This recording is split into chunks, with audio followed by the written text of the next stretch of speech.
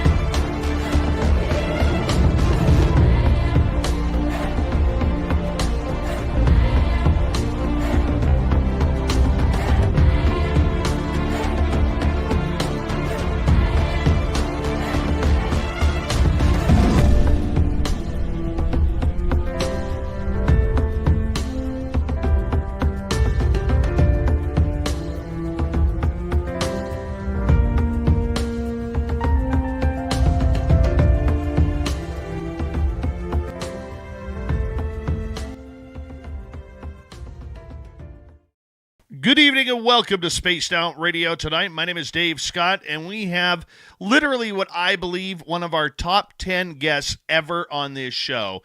Trey Hudson is here. He's going to talk about, his little project. Oh, I love this project. Oh, we're going to have a lot of fun with Trey coming up here momentarily. But first, we got to say hello to each and every one of you, including Eternity Eternal in the gold medal position, Kitty Cattywhack with a silver, Tim Mothman and his goatee with a bronze medal tonight. T-Bone, my man, how you doing? And let's kick off the roll call. Stephen H., welcome. And Robert Lamoth, good to see you. Bar Madison, David Norenberg, thanks for coming on in. Hi there, Stephanie Kenny Blankenship. Amanda, how are you tonight as we continue on with our roll call? Frankie B., nice to see you. Trucker Andrew, thanks for posting that picture, Trucker Andrew. That was awesome. Thank you very much. And let's see here. Mel WD40 is here, lubing us up for tonight's show because you always want to go into a show nice and smooth, especially if you're talking Sasquatch, Dogman, and portals. So, Mel, continue to lube as we speak. Necessary Dialogue, how are you? Amy WC is here. Amy will be signing autographs after the show. Line up to the left of the studio if you don't mind. To the left of the studio. Scrolling on down, we say hello to Mama Catherine. Mwah. I love you, Mama Catherine. I hope you're having a wonderful night. You're going to enjoy this show. I promise you. I promise you. I love you so much. Moving on down, we got John Jackson. And let's see, who else do we have here? Still scrolling. Still scrolling. And there's Hippie Deidre. How are you tonight? As we continue on with our roll call, Tracy Winters, how are you tonight? Hope you're having a good time. And let's keep on going. Sensational Shelley, thank you for coming on in. And who's next here? Scrolling on down. Every time I think we get to somebody new, it's like somebody I've already said. Luscious Jules, how are you? Nice to see you. Flat 6, nice to see you as well. And who is next here? Who is next? Little Timmy James. How you doing, buddy? Hope you're having a good night. We'll see you in hour 3. And let's go down here. Scrolling more. Doug Shelby is here. The Doug Shelby has arrived, which means we can officially start this show. Road Flare, how are you tonight? Hope you're having a good one. High Hill Billy Herb. Millennium, my man. Walter Kochabinski, thank you guys for coming on in tonight. And Kurt M., good to see you. Number 25 in your program, starting at right wing from Stockholm, Sweden, Lars Jansson. All right, moving on down. Next, we will say hello to Deanna Ann. How are you? And Lee the Bee, J Truth Seekers, Candy Wolf, nice to see you. And who else is next here? Let's scroll on down a little bit more. Noble Patrick, good to see you. Undead Jed, thanks for coming on in. Katie Page is here. The lovely and talented Katie Page will be signing autographs after the show as well. Line up to the right of the studio if you don't mind. To the right of the studio. Area 51, how are you? We're still trying to figure out a proper way to give away some stuff for you in your name, buddy. I will think about that. Tim and I were talking about that last night. NT, how are you? Thanks for coming on in. And let's see, who else do we have here? Matthew Goodka, good to have you here. JMJ12, good to see you. Let's get the radio side going. Hello and welcome to the radio and podcast side of Spaced Out Radio tonight.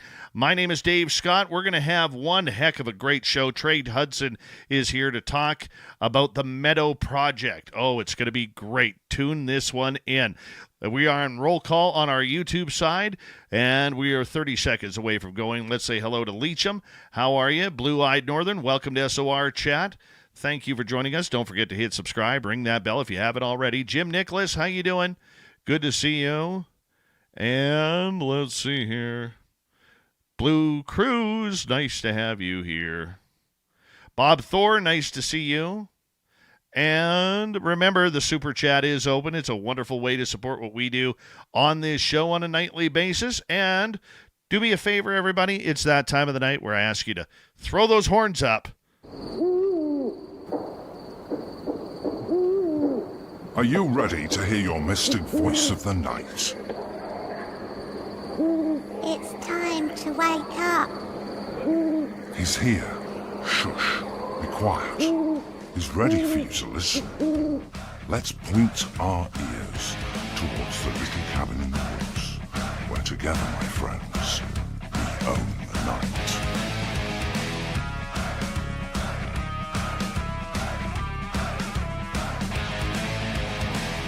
It's time for Spaced Out Radio with Dave Scott. From the mountains of central British Columbia to you listening around the world, this, my friends, is Spaced Out Radio. I am your host, Dave Scott, sitting in the captain's chair of SOR headquarters. We welcome you to tonight's show on our terrestrial affiliates around North America, digitally on every major podcast network. Our website, spacedoutradio.com. We have a plethora of features for you. Rock out to Bumblefoot. Read the news wire. Check out our swag as well. You can follow us on X at Spaced Out Radio, Instagram at Spaced Out Radio Show, and on Patreon in the Space Travelers Club. Tonight's show is brought to you by Chive Charities. Help make the world 10% happier by visiting Chive Charities today. You can find them on our website.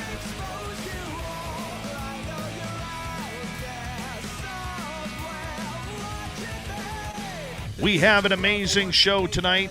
We're going to talk with Trey Hudson about the Meadow Project.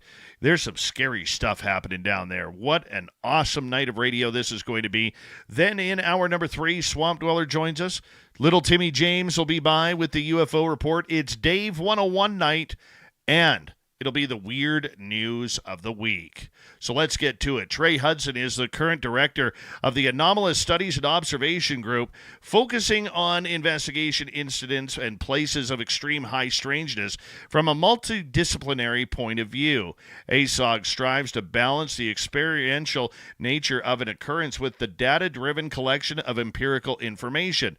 They feel the experiencer is just as important as the experience and approach research from this perspective. Imagine if every scientist did that. How much further would we be in the UFO world rather than those UFO scientists telling us, get out of the way, experiencers. We don't need you. You are just a burden to what we are doing.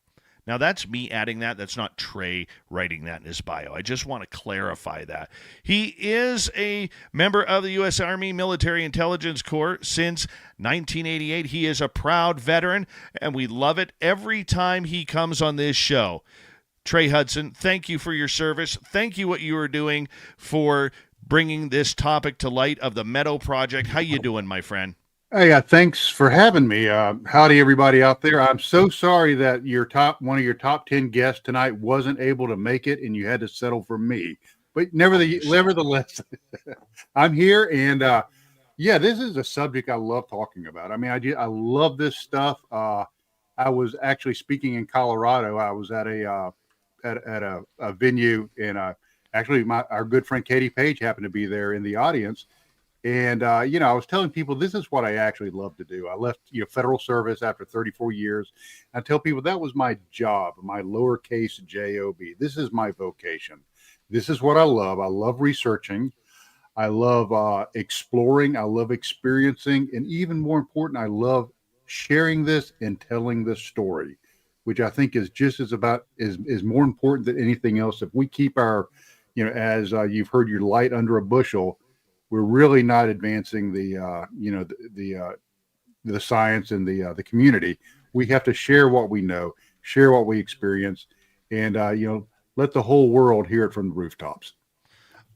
The one thing I love about your direction is you are one of the only people in this field, and I could say that I've interviewed hundreds of people over the years, but you are one of the only people in this field that is trying to combine science with the experience. Right. Why are you going down this road, and why do you think so many others choose not to?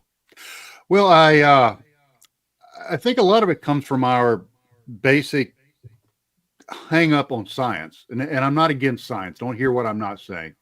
As we went from the very humanistic, transpersonal experience of humanity, back probably in the late 1700s, earlier, and it was all about relationships. It was about our relationship with something greater than ourselves. It was about our relationship with other people. It was about our relationship with the world. And then we had the scientific revolution. We started really worshiping and throwing ourselves, prostrating ourselves in front of the altar of science, which is nothing is wrong with that. Amazing advances have been made, but we kind of put the experience behind us.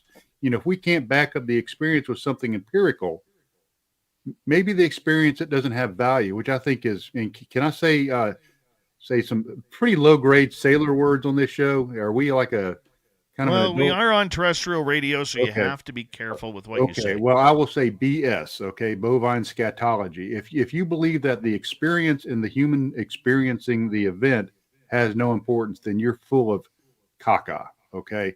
And that's why it is so important that we approach it from that perspective is, yes, we have these experiences, these phenomena, these amazing things happening. We can collect data. I know we do. We've collected a lot of empirical data. But if there's not a human being out there actually living in the experience, then what in the heck is the whole point? Why even bother if we're not looking at the human aspect? And why is it so important for me? It's because of my background. I come from I have a degree in humanistic and transpersonal psychology from the University of West Georgia that really focuses on the human experience, which is so important. So that's why this is something that I really like to focus on. And I love telling people about it because I think it's so important. And like you alluded to earlier, it's lacking in our community. For you, this is a passion of yours, as you stated right off the bat. How did you fall in love with this subject? Was it an experience or was it just a curiosity? Curiosity. Other than when I started researching later in life, I never had, an epiphany based on an experience. It's just when I started getting exposed to this stuff as a young man in the 70s, and I've told probably thousands and thousands of people this story, watching shows like In Search of with Leonard Nimoy and watching, documentaries in the 70s, like Sasquatch, A Legend of Bigfoot, things like that. And hearing about, Bigfoot sightings in the Northwest and, up in BC and places I just was intrigued. And then you started reading about, Betty and Barney Hill and, Project Blue Book and all this stuff. And I was just excited that there was something out there. There was a mystery. And that, there were people actually going out and trying to figure these mysteries out. And it wasn't all cut and dry. And I guess that kind of goes back to what I, was talking about earlier is somewhere, in my primal, brain, I was really drawn to the fact that there were people looking at something other through the very cold and sterile eyes of pure science. Now, not to get me wrong, there was plenty of pure science, in the community back then. Hynek and Sagan and some of the others, but there were people looking at these mysteries and actually, bothering to say, maybe we're not so freaking smart after all, and there are mysteries out there, and there are things we don't understand. What have you learned about yourself in going through this adventure? It's humbling. It's extremely humbling. The Meadow specifically is one of those places. I mean, and as recently as last November, we thought we had it figured out. We thought that, we had an understanding of the experience and phenomena or lack of phenomena, and it throws a curveball. It's always keeping you on your toes. And when you think you have it figured out, or you think that you have an idea of how the phenomena will present itself, it throws you something from left field, and it's very personal. The phenomena is changing, it's evolving, and it's becoming very interactive, which, one side can be kind of unnerving, maybe to some people be horrifying, but I find it amazing and intriguing, and it keeps me going. It is the same way with us here at Flight 21. You never know what you're Right. going to expect. Like, give you an example. 2 weeks ago, when Tim James and I were out there, the first 2.5 hours we were there, it was the most peaceful, pleasant feeling that you've ever had. And and we even kind of snickered with each other. Is this the calm before the storm or the calm before the calm? And then all of a sudden, things just start happening and it just starts rolling. How do you prepare for such inconsistencies in the Meadow? Well, what we do is we have an operational plan. We kind of have an idea of how we're going to approach the area and how we might potentially capture the phenomena, not really knowing what phenomena we're going to catch. So we go in with a very open mind, but yet we're equipped to capture what phenomena we think may happen, i.e., we have night vision cameras, we have psionics, digital night vision, we have Geiger counters, tri-field meters, thermals, all that stuff. But we go out there and just let the experience happen, and that's I think a big part of it is you have to go out there and not try to force the phenomena. Let the phenomena happen on its own schedule and its own time. And that sounds real wooey, and that's fine, but it seems to work for us. And something we've been doing with some results is we will use a God helmet, electromagnetic stimulation of the amygdala, which people believe can enhance psychic responsiveness. Is we'll take a team member, it doesn't have to be everybody, but take somebody, put them through a cycle with this God helmet. And from what we've kind of experienced is it kind of primes the pump. It kind of lets whatever is out there, the other, know that we're willing to play ball. And so we're continuing to experiment with that. And we've also brought a psychotherapist and hypnotic professional hypnotherapist on our team that looks at things from a transpersonal or a spiritually growing spiritual growth kind of perspective.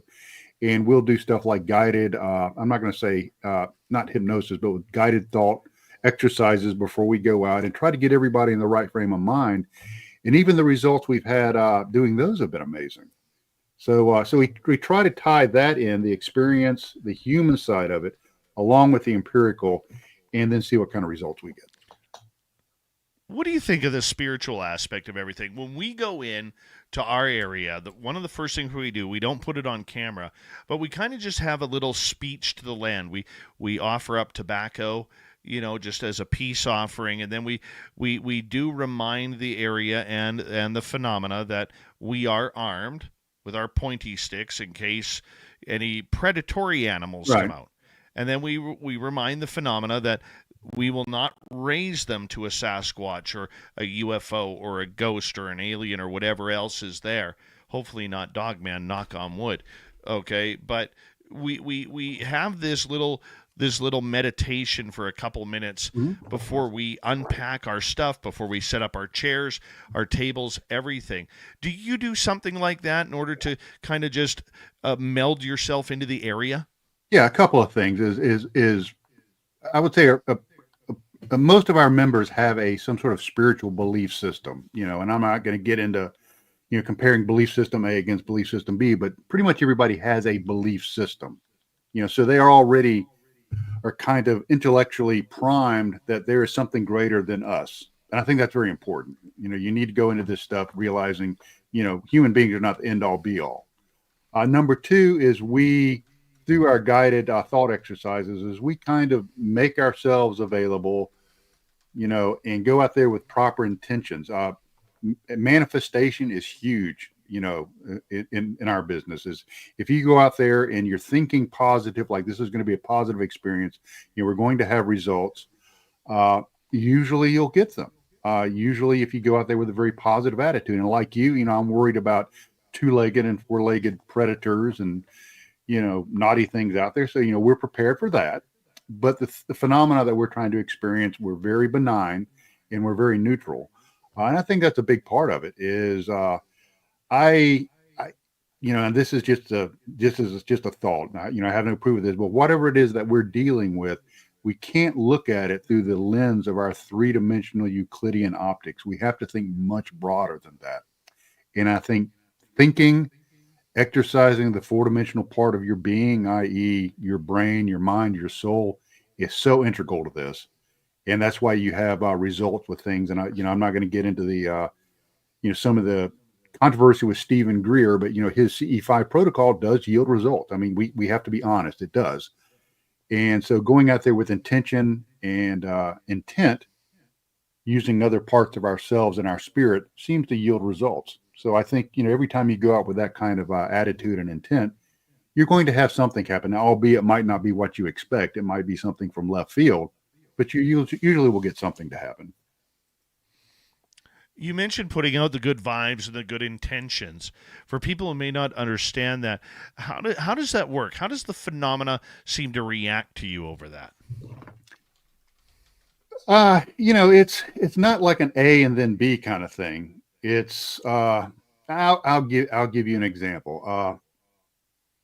We went out and we did a CE5 protocol, and a lot of the people on our team are formally trained coordinate remote viewers, i.e. they went through a 3-month-long course in formal coordinate remote viewing, which is, for most of your viewers out there, it's a military type of kind of telepathy, and that's kind of not really the right word for it, but it's a way of bilocating your awareness somewhere else using a structured protocol used by U.S. Army intelligence and later by the CIA. So, a lot of our team members are already kind of attuned to that stuff. So we go out there, we do the CE5 protocol, and nothing happened. Okay, nothing happened. We thought we were skunked. Then the next day, one of my team members, a U.S. Air Force Special Operations veteran, came up to me and he said, "Trey, I had this word," and I've told you this story before. It came into my mind, Noxmagbe, Noxmagbe. And I looked into that because it didn't mean anything to either one of us. And the words that popped into his mind after he went to sleep after the CE5 protocol, translated from Nox, which is the Roman word and name of their night goddess, and Magbe is an old English word from the poem Beowulf, meaning kindred or children, and it comes out to children of the night goddess. What are small, like children with big heads that come into our bedrooms at night? They're describing the Greys. So we were asking for contact with the CE5 protocol. It didn't happen like we thought it would. We didn't see lights in the sky or hear buzzing or anything like that. It came in the thought of almost like a mental implant. So that's what this place does, is it comes out of left field. But if you go in there with the proper intent, usually you get some sort of response, be it lights in the woods, disembodied voices, shadow people, which we've been able to capture actually on film. I'm real happy about that. And, things like this. And then sometimes you get these weird things from left field, which hopefully we've got a film coming out hopefully next month, and it'll go into an event that happened that threw a curveball, to the team that they weren't expecting. So, you just have to kind of go out there and be ready for what happens and be flexible enough, have your operations protocols, a little loose enough that you can move teams around to react to whatever happens. We got about 5 minutes to go before we have to go to break at the bottom of the hour. Trey Hudson is here to talk about the Meadow project, which we're going to get into heavily in the next half hour. Trey, out of everything that you have experienced throughout your career in this field, what keeps you going? What makes you go out there all the time to try and solve or experience these mysteries? For me, it's, here we are sitting in the 21st century and we think we're so damn smart. We've got the internet, Back when I was in college, we used to have to go to the library and, do research with books. Now I can go to my phone and look up any subject in the whole world. Like you were telling me about Flight 21. I researched it before I came on the show. That's how available the data is. So we think we're so smart. But isn't it really cool that there are mysteries out there? Things that still make us scratch our heads? I find that encouraging. That maybe we're not as great and all-knowing as we think we are. And that gives me hope, that, there are things out there greater than we are, and we have to spend a little bit of time to find out what they are. And those mysteries are so fun to search for. Do you ever want to solve them, or do you just want to just continue to investigate them? That's kind of a tough one. Part of me wants to solve it. And then part of me hopes that it doesn't end because the fun is in the search. See, I'm the same way. I don't know. Like, I know Bigfoot exists because I've seen it. Sure. I've seen 3 of them. I know aliens exist because I've seen them. I know UFOs exist because I've seen them, and ghosts, etc. For me, I don't need disclosure. I have fun going out there to see what the mystery has for me. You know what I'm saying? Because I do believe we take for granted that the phenomena, whatever that is, it affects everybody differently. You've got a big team. Not everybody experiences the exact same thing at the exact same time. That intrigues me. Yeah, it does. And that goes back to the human part of it. The very human nature of the experience is everybody is living in their own here and now. So we have to respect, what their experience is. And that's something that I try never to do, is poo-poo on somebody's experience. And, you've been to these conventions, as have I, and you have some people that come up to you with some wild, wild tales. But you have to respect where that person is coming from. You have to respect their experience and their here and now when it actually happened. And to them, it's a very real experience. So I think if we respect everybody's experiences, and actually maybe we can take something out of everybody's experience, and it might point us into the greater truth or understanding. And what I tell people is truth with a lowercase t is not truth with an uppercase T. We all have truths, but that does not always equal the truth. Your truth may be different than my truth, because I think one of the mysteries we have, Trey, is you and I could be sitting in the forest side by side. You see a shadow walk right in front of us, and I see nothing. Right. And I'm looking right there. How does that even happen? It's part of the human experience is, we perceive different frequencies from time to time. Some people are tuned in at different times. Some people aren't. It's, it goes back to when you're doing like cognitive interviewing to a UFO witness or a UFO experiencer, and you interview 5 people that were there at the same time, and they all have a little bit different story. And the cool thing is about our project is working on this film. Some of my team members were being interviewed about some of the things we've experienced, and hearing their interviews, their experiences, I was hearing things that I've never heard before because their experience was a little bit different than mine. And that doesn't make anybody's experience any more or less valid. It just means it's their experience, and we can all learn from others' experiences. Right. I mean, that's what it's all about, is learning from those experiences. But I mean, it just also goes to show, we got about 30 seconds left, that the phenomena, whatever it is, really does play with people differently. Yeah. And that is part of the mystery. And everybody goes out there with different wants, different needs, and different expectations. And I think it plays to those. And we go out there with our own things. A Bigfoot researcher would see a Bigfoot, a UFO person would see maybe a alien, a paranormal researcher would see a ghost, but maybe they're all seeing the same thing. It's just they put their different spin and their different optics on it. Trey, I'm going to get you to hold on right there because we are going to go to break here at the bottom of the hour. A red hot fast first half hour of Spaced Out Radio with Trey Hudson from the Meadow Project. And when we return, Trey's going to break it all down. What happens in the Meadow? Does it stay in the Meadow? Hot spots around North America, they're everywhere. We just need to find them. Spaced Out Radio continues right after this.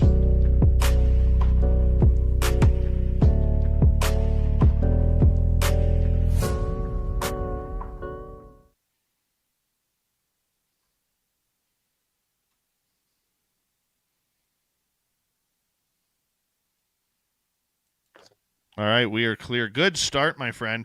Remember, our audience on YouTube and podcasts can hear us. Okay.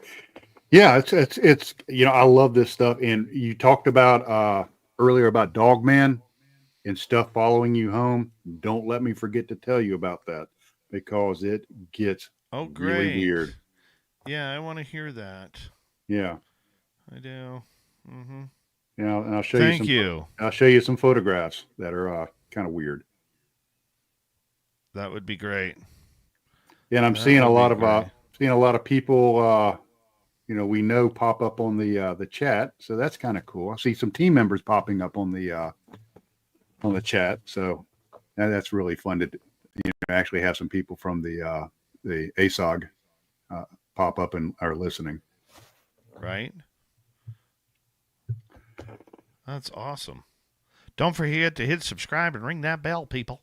Ding, ding, ding. Yes. Our favorite cryptid huntress says, "Hey Trey." Oh yeah. Love Jessica Jones. Oh yeah, she has been hip deep in some of the high strangeness at the Meadow. I mean, yeah, she's been right there. It's like everybody else. The stories we can all tell, collectively and individually, are just they're just out there. They're crazy. It's one of those things that, as I was proofing my second book, I'm reading through it, and I'm like, if I wasn't there and I wasn't actually experiencing this, and I don't know the people personally that were there, I would say this is a bunch of crap. People are making this up and they're delusional, but the truth, the world is a heck of a lot stranger than people think it is. We have to make a trade, by the way. Oh, okay. I'll take you to Flight 21 if you take me to the Meadow. This as well as I do, from talking to Katie Page and others, is I love to have guest researchers out at the Meadow. Love it. That's something that I really like, because I like people to go out there. I like for them to have their own experiences, and it gives me a chance to hear, their perspective from, maybe a different viewpoint. And it also validates some of the stuff that I'm experiencing. I do have some questions for you, because tonight I'm going to be a little bit selfish, because I do want to pick your brain on some of the things that we maybe should be doing up here, because we're running a 2-man project right now, and eventually we will add in more people. Yeah. And I want to make sure that, I want to see what kind of tips, like when you're talking, I'm listening for what you're saying, thinking, okay, can we do that? Should we do that? What can we do? So it's all good there. Yeah, it's our methodology. We're real protocol driven. That doesn't mean that we're locked in it, but that helps, especially when you have larger teams. And it's 2 people. That's kind of a tough one. But maybe we can come up with some stuff that might work for you. Yeah, we're just having fun. Like right now, we're just enjoying it. Because we're learning on the fly here. I've never been a researcher. Oh, okay. Never. Yeah. Never. I'm Trey, I'm an enthusiast. Right. I'm an experiencer and an enthusiast. Like normally when I go out to one of my places, I never bring a camera. I don't record anything. I just want to experience it and feel it. Well, there's nothing wrong with that. That's very valid. So this is all brand new to Tim and I, and it's funny because when we do an episode, we've done 3 now that we put up on our YouTube channel, and we're like, oh damn it, we should have done this, or we should have recorded that, or we have to get a better angle on this trail or that trail. It's kind of funny how that kind of comes up. Yeah, that's one thing I recommend is every time you go out and you think, oh crap, I should have done A, B, or C. Hey, make notes. Say, okay, I should have had I should have worn my waterproof boots because it was raining and my feet were cold and that was very distractive. Okay. Or, Right. hey, we heard noises in the woods. We need to make sure we bring a high-end tape recorder, like a H3 or Yes. something, a really good high-end digital recorder, or maybe even a small parabolic microphone. And, Right. what you do is, what I've always told people is even in the military is mission drives equipment. Equipment doesn't drive mission. So you don't Right. need to go out there and look like a traveling. Hold on right there, my friend. I hate Sure. to cut you off right there. No Big problem. thank you to T-Bone, Richard, Dutch Hank, and Mark for the wonderful super chats. Thank you for the love. And here we go with the second half hour, everybody.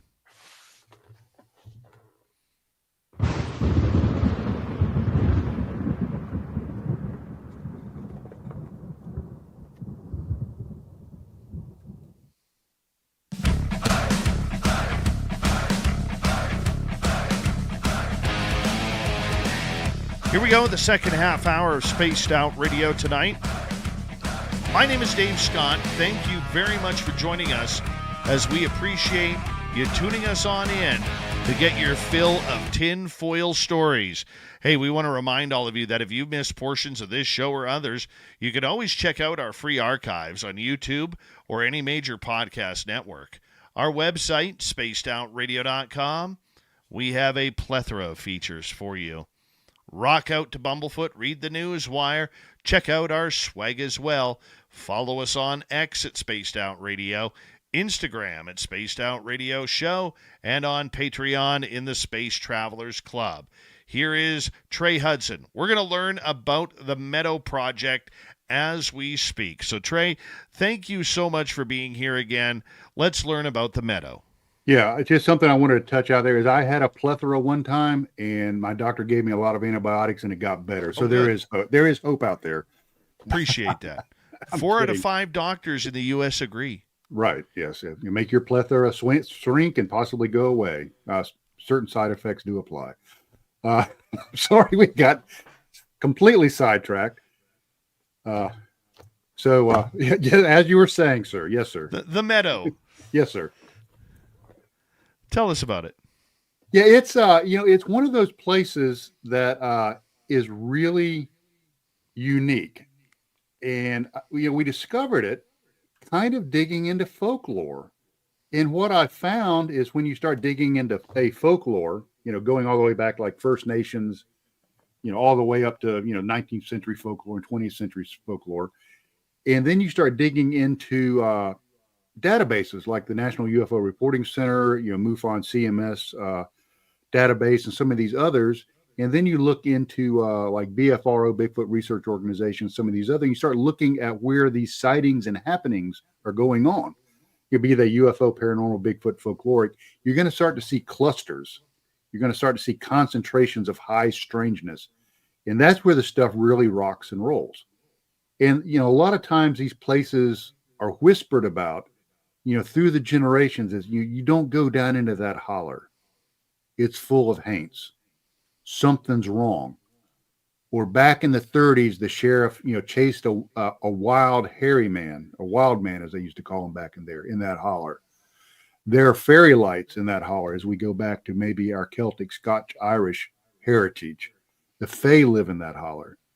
And you start to find out that there's truth to this. And then as we start getting into detailed reporting, like I said, with some of the databases, you're going to find these geo concentrations of high strangeness. That's what I call them. And the neat thing is the Meadow, Skinwalker Ranch, Bradshaw Ranch, the Colorado Ranch, all of those aren't the only ones out there. There are lots of them out there. And you just have to go out there and find them. And when you find them, you got to be bold enough to take that step of faith into the wide world of high strangeness, and just buckle up your seatbelt, pull down your lap bar, and see where that roller coaster takes you. But that's how we found it, is just through research. We knew this area was strange. The Meadow was just a really good place logistically to research because it was a big, wide open area, and things started happening. And we're still on that roller coaster even to today. What was the one clue that you had that you were in a hot spot? The first thing that happened to us, and this is kind of a cool story, is and people probably remember me talking about this, is back in like 2016 when we were just looking at this area as just an area of folklore. Is Bob Wilson, God rest his soul, he passed away recently or last March. He had a UFO sighting, a very, very distinctive UAP sighting, where this orb came up and moved sideways and then winked out.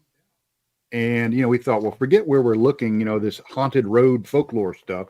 Let's really focus on this area. And that turned out to be our base camp. Now, what's neat is you fast forward into, let's see, what year was it? It was February of 23, is our teams had the exact same UAP sighting, except to them, instead of the moon rising at night, it looked like the sun setting in the east. Now, I don't know about up there in Canada, but down here in the States, the sun doesn't set in the east. It sets in the west. So I'm going to just take a guess it's the same up there, Yes, it is. In the Great White North. Right. But, what they saw through the clouds was a diffused white disk that looked like the sun as it shines through, a thick cloud cover, but it was in the east. And it was about 5 p.m., 1700 in the afternoon. And it once again moved sideways. So it was the exact same UAP sighting at the exact same place in 2023 as Bob had in 2016. So this area, that was kind of our first, real taste of high strangeness. And then we went back later in 2016. That was when we had, the missing time, one of the team members turning into a ball of light in the front of, right in front of other people. We had, all of that high, strange GPS track lines, where people no way they could have traveled on that track line, on foot. And that was in 2016. Yeah, let me look at my notes here. Yeah, that was in July of 2016. So that was when things really started popping. And the cool thing is you would think that would be enough. That would be like the Mount Everest of high strangeness for most people, but it keeps happening. It gets even stranger as the years wear on. You are now into this area 9 years now. Yeah. And you are someone who has been there, seen it, done it all. Give us a little taste of some of the encounters with the phenomena you've had there. Yeah, probably, the missing time was very significant. And the story behind that is we had an individual that was going to move up to the top of a ridge, which is to the south of the meadow. And imagine the meadow, imagine people, a meadow in a mountainous area, that's surrounded by trees. It's probably about 8 acres. It's just beautiful, just a beautiful spot, just absolutely gorgeous. So we were going to have teams down in the meadow with our thermal and our night vision, have an individual walk across the top of the ridge and try to flush anything down in there and see if, maybe he could see something from a higher vantage point. Well, he left something back at base camp, went back to base camp to get it before moving along the trail to the ridge. And he got to a well-known landmark, a tree. And he says, guys, I don't remember how I got here. And so it turned out to be an episode of missing time. Well, fast forward to 2024, we took Bob and we actually brought him to a session of hypnotic regression. Like I said, we have a psychotherapist on our team and who's also a licensed hypnotherapist. So we did a regression. And we could not break through. We could not crack through that missing time. It was a block. And unfortunately, Bob passed away before we were able to do any subsequent regressions. But, that was just a really, really, really significant thing that missing time was so solid that even using a trained hypno-regressionist, we couldn't get through it. So that was, one of the most remarkable things. And that was also the same evening that he was seen turning into a ball of light and moving. The most compelling thing we have was, of course, the portal, which was a cube-shaped anomaly that was only visible on thermal. That, and like I said earlier, one of my team members was being interviewed, and he mentioned something that I totally forgot about. Is he originally saw a box down in the meadow from our vantage point up on top of that ridge. And this was in 2017, in February of 2017. And then team members down below started seeing these boxes and cubes pop up on thermals all throughout the meadow. One popped up. We were able to get a team almost to it. It dissipated. And when the team went into the remnants of it, they disappeared off our thermals. We have since tried to recreate that, using the same area, same time of year, and we can't do it. And that was actually featured on the Discovery Channel back in August of last year, where that particular video was analyzed, and they determined that it was inconclusive, which I think was fair. That was a fair assessment. We have no baseline for this, but that was probably one of the most compelling things was that thermal footage. Also, when that footage was going on, is we were picking up man-sized heat signatures. I'm not going to say man-shaped, but they were about 6 foot tall, maybe 18 inches wide.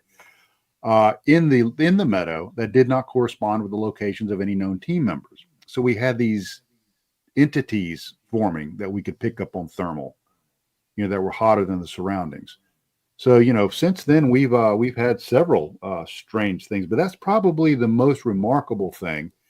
And, for good or ill, we have not had a repeat of the portal, and which is probably a good thing because 2 of the 4 people that went into the portal are no longer with us. They've passed away. Now, I'm not saying that's correlation doesn't make causality, but the fact is they're no longer with us. So we there were coincidences. I remember you mentioning that on the show prior that we did. There were coincidences in that, though, as not to try and cause conspiracy around a heartbreak. But both of them passed away from cancer or developed cancer right after that incident. One member, Tim, developed out of the blue a pulmonary embolism, and I believe that's what it's called, a death. I haven't seen his death certificate, but he just out of the blue just passed away. And this was a very fit, stocky, strong, man. And then Bob's cancer had been in remission for years and years and years and years. And after we started going to the meadow, his cancer came back with a vengeance. And it eventually got the better of him, metastasized into various parts of his body, and regrettably he passed away. Since then, I have a chapter in my second book that I actually start looking at health effects. And these health effects are not uncommon with people who have experienced high strangeness. The best well-known is the Cash Landrum case, in Texas, where, there were actually signs and symptoms very similar to non-ionizing radiation burns, by the people that were the experiencers in the Cash Landrum case. And then you go back and you look at some of the work of Gary Nolan and others, and even the Defense Intelligence Agency is now looking at physical effects and maladies that are somehow linked to encounters with high strangeness. When you were picking up the portals on the thermal, I know you couldn't see them with your eye, but you could see them on the thermal. Did you ever go into those areas and check for radiation? Yeah. What we did is at that time, Geiger counters were not a loadout on our equipment list. Since then, they are. And what we've noticed, and this is interesting because this has been seen at other places of high strangeness, is little tiny radiation spikes. Is the baseline radiation at that area is usually about 0.06 microsieverts per hour. Now, what we'll see is every once in a while, we'll see a spike of about 0.13 microsieverts per hour. And what gets even stranger is our friend Jessica Jones was out there on one of our expeditions, and she was with another team member, and they were asking questions using dowsing rods, yes and no, typical dowsing rods. And during that session, I had my Geiger counter set up, and she said, "Can you make this machine go to 0.13? And believe it or not, the Geiger counter went to 0.13 microsieverts per hour and stopped, just as we had asked it to do. So there's something about radiation spikes. When I had my case of extreme disorientation, just probably 40 meters from where the cube was seen, this was many years, quite a few years later, is we had a radiation spike of 0.33 microsieverts per hour. And then we had another interesting encounter when some sort of vessel craft conveyance passed by a base camp. One of our team members who was monitoring base camp while we were doing the CE5 protocol that I talked about before had a radiation spike of 0.66 microsieverts per hour. It's interesting because these other high strangeness sites, around the world, they're also recording little tiny spikes of radiation, which seems to be an indicator of high strangeness. Does that include areas that seem to have appeal to UFOs in the Meadow?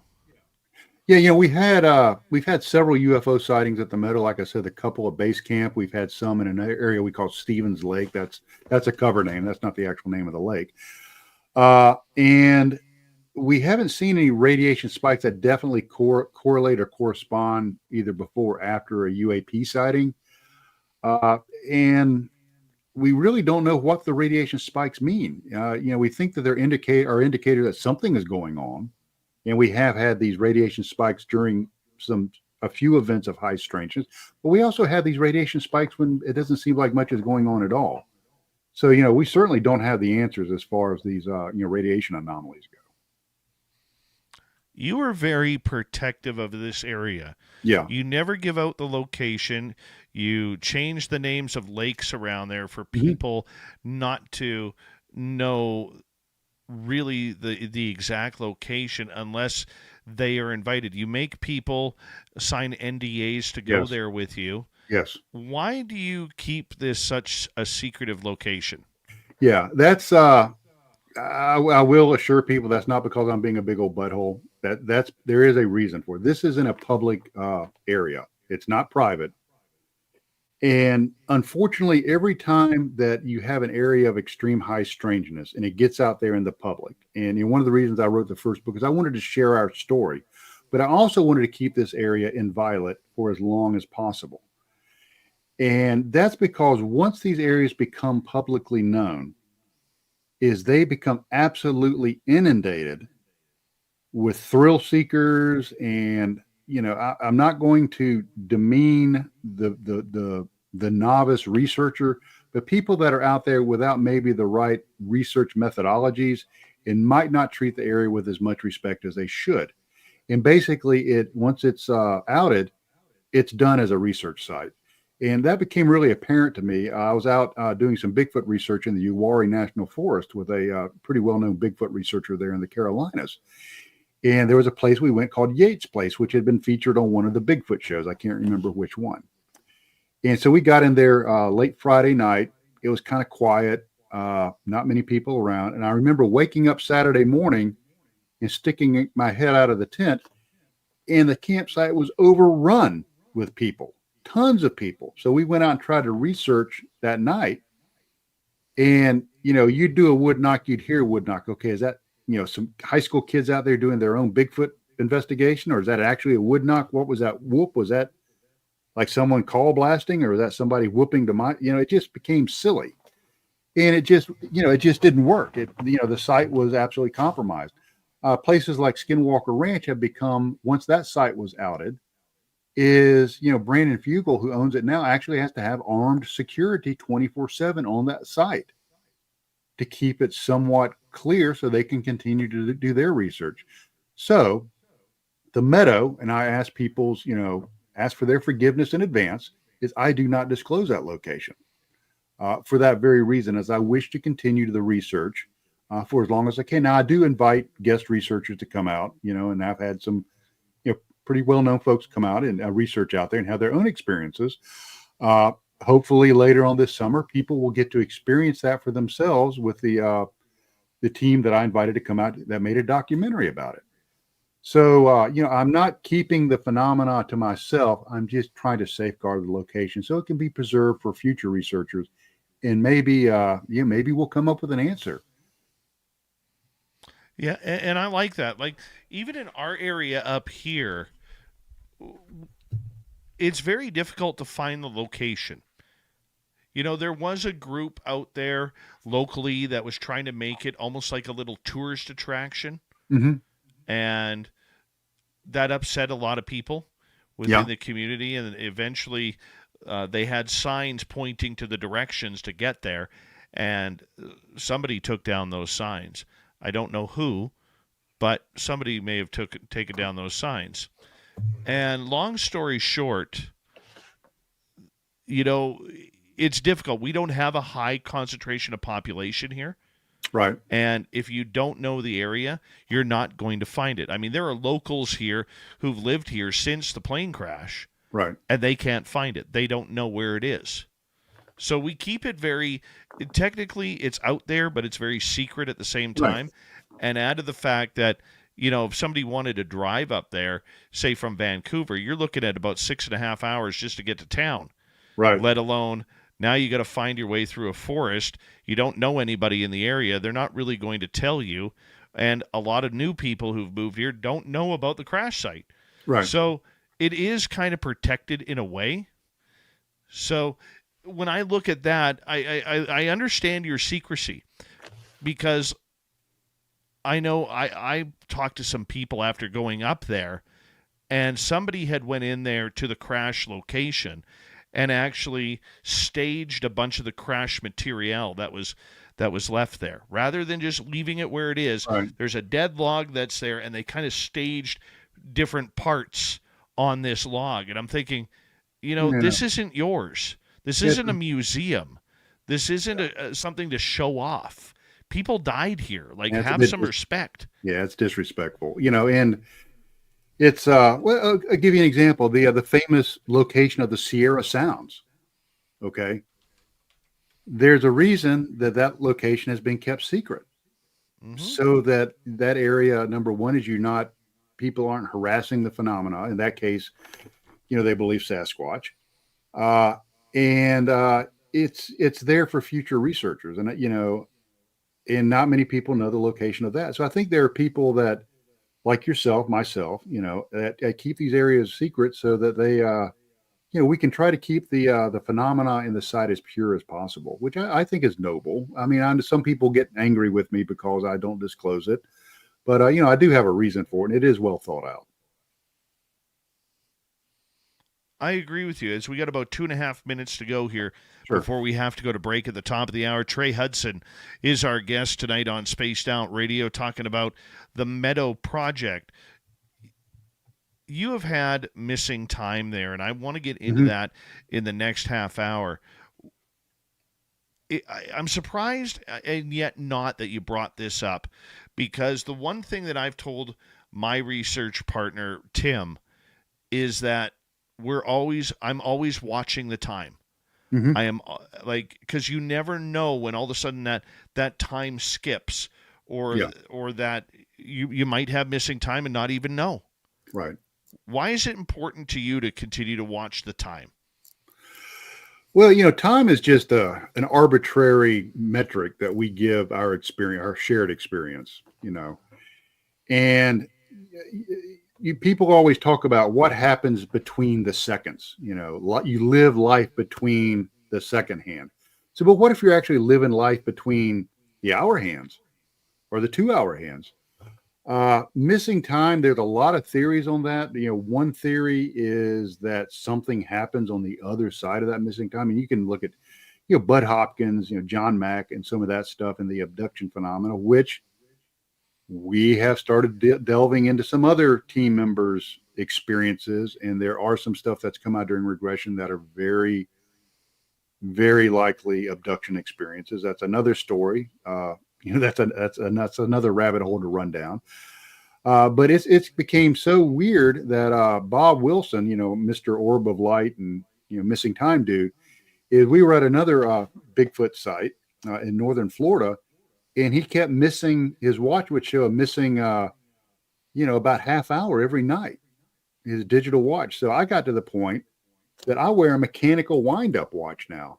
I don't even wear digital watches or quartz watches anymore. I have to manually wind this every day, because time is really fluid in these places. Another thing that we try to do, if we have the staff, is we try to keep a base camp operator who acts as a control. So he's calling in on the radio every hour, checking on the team members, making sure this is the 2300 time check.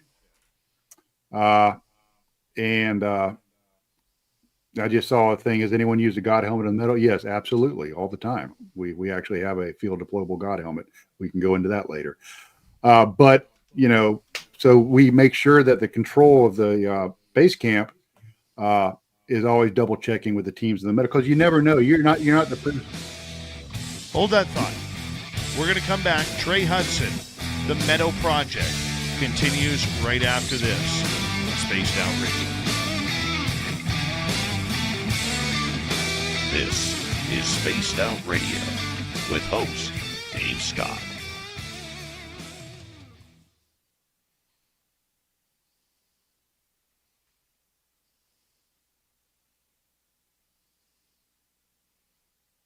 All right, Trey, we are clear.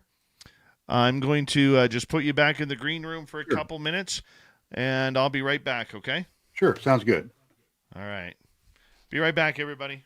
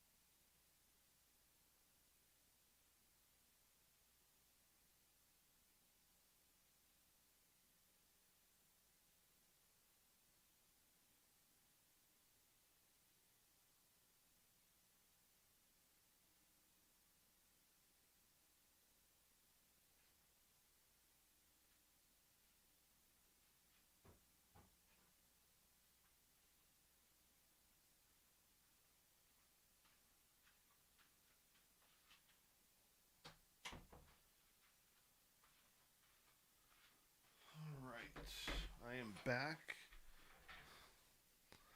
And let's bring Trey back in. There you are. Ross Lambda, how you doing? Good. Thanks for coming on in. Scott Rosen, nice to see you. Who else has jumped in here? Hillbilly Herb and Greg in Scotland. How you guys doing? All right, I think we're caught up there. This is fun, Trey. Thank you very much. Oh, you're welcome. You're welcome. I'm just really humbled. I have people such as yourself say, "Oh, I really like your work, and what you're doing is really important. I think you're going about it the right way." That's humbling, because as you know, there's no textbook on this. You just have to, right? You have to kind of, I'm not going to say wing it. That's probably too flippant of an attitude, but take our past experiences and our past, knowledge and skill sets and try to develop. Hold on right there. We're coming back right now. Hi, Damien. How you doing?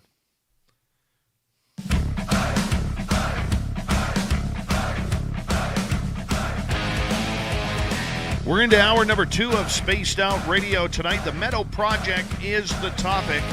My name is Dave Scott. Our guest is Trey Hudson, and we are having one heck of a show. If you missed part of it, well, you're going to have to rewind a little bit later and check it out on our free archives. Hey, I want to say hello to everyone tuning in on our terrestrial affiliates around North America, digitally on every major podcast network. Our website, spacedoutradio.com, we have a plethora of features for you. Rock out to Bumblefoot, read the news wire, check out our swag as well. Follow us on X at Spaced Out Radio, Instagram at Spaced Out Radio Show, and on Patreon in the Space Travelers Club. The Desert Clam has set the password for tonight in the SOR Space Travelers Club. Razofor. There you go. Razofor is your password. Use it wisely, space travelers, as the Clam sets a password each and every night right here on Spaced Out Radio. We go to Trey Hudson, hanging on out with us, talking about the Meadow Project. Somewhere in the south, that's about as close as we could get to it on a map, which is absolutely perfect because it calms down on the contamination of people and researchers in the area, and I agree with that 100%, Trey. Thank you so much for joining us and talking about the Meadow. And right before the break, we were talking about missing time, right? How you have had missing time there, and now you actually have part of your team watching the clock just to see if anybody is vanished and reappearing. Yeah, that's we do have a base camp controller that watches the clock and checks in on the teams from time to time. What's really interesting is, as far as I know, and as far as we can tell with our empirical, clocks and watches and stuff, we have not had any more missing time. But, and of course, there's always a but. I have acquired a piece of equipment called a differential time meter. And what that does is it has a control unit that has a quartz stopwatch in it that measures 1 second intervals.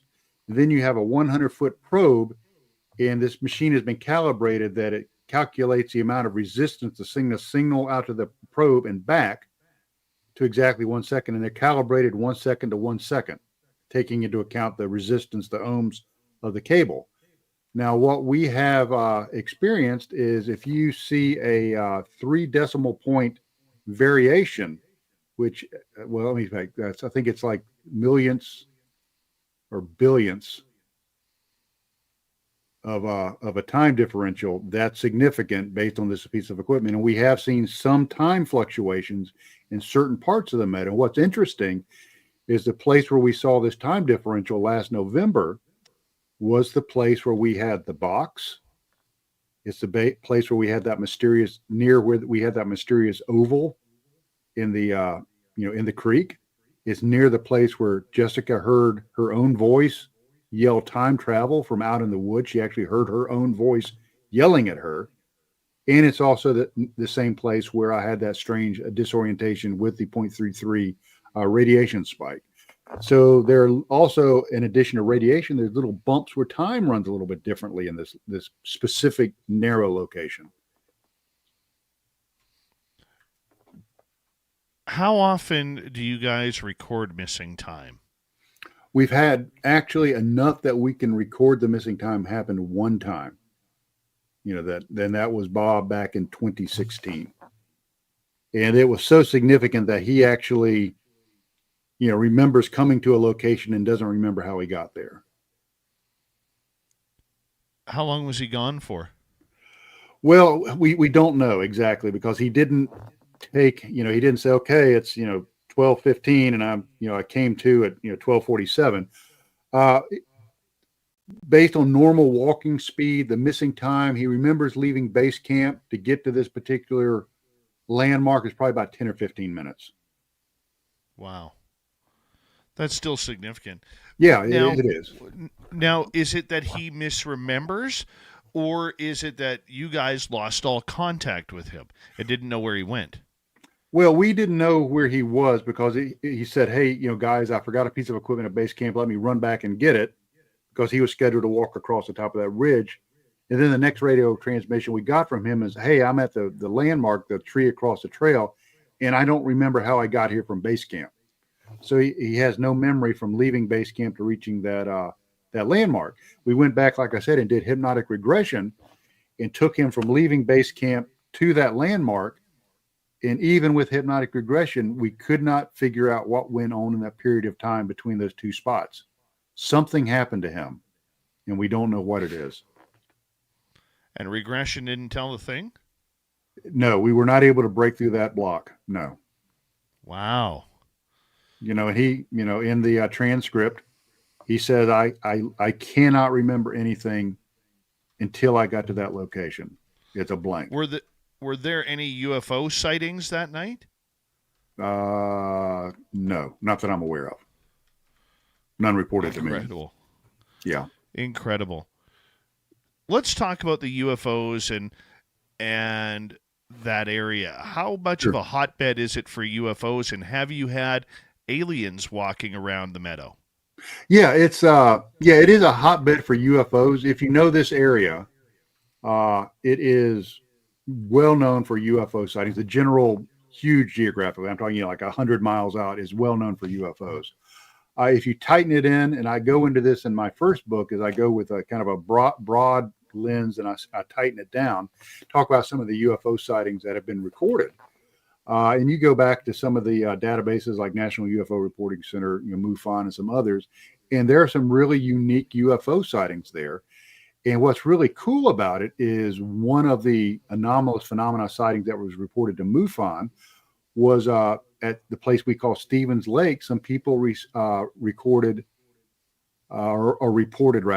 flashes of light and orbs at this lake. And it's really cool that we have gone out there and we've had the exact same experiences with strange flashes of light in the forest.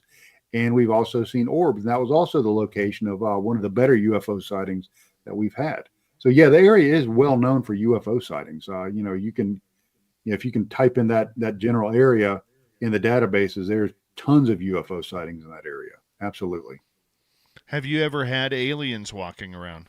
Yeah. Now that's interesting that you mentioned that, because we go back to the 2017 incident with the portal and everything. Is we saw several man-sized heat signatures in an area where we did not have team members.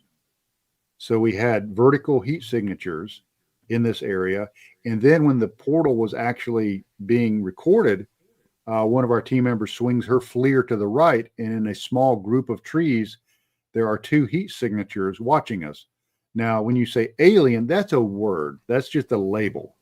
If a Sasquatcher would look at that and say, well, yeah, those are obviously two juvenile Bigfoots watching you, because this area has, Bigfoot activity. There were entities, and that's what I will say. There were two appeared to be entities watching us while we were doing our stuff with the area where the portal had been, which also matches up with some of the stuff that we had seen earlier, with entities, thermal signatures in that area. Our area, not to one up, our area in 2023, we had a UFO landing and alien encounters in the trees. Oh, wow. Yeah. I saw here's the funny part. There were 7 of us. Mhm. I saw the UFO on the ground. I'm the one who pointed it out. The 6 others did not see the UFO, Mhm. even though I was pointing straight at Right. it. And it was only maybe 30 yards away. Yeah. Hmm. I did not see the alien, But they did. but others did. The Right. other 6 did. Right. Yeah, that's the interesting thing is this stuff is it's very subjective. It's maybe people are seeing what they're meant to see and others aren't. And that's why when people, sometimes go out to these sites, they're like, well, I didn't see crap. And other people are like, man, you didn't see all those orbs flying around? How could you miss that? So, I don't know if it has to do with the individual, maybe being attuned to stuff, or maybe the phenomena only won't make itself known to certain people.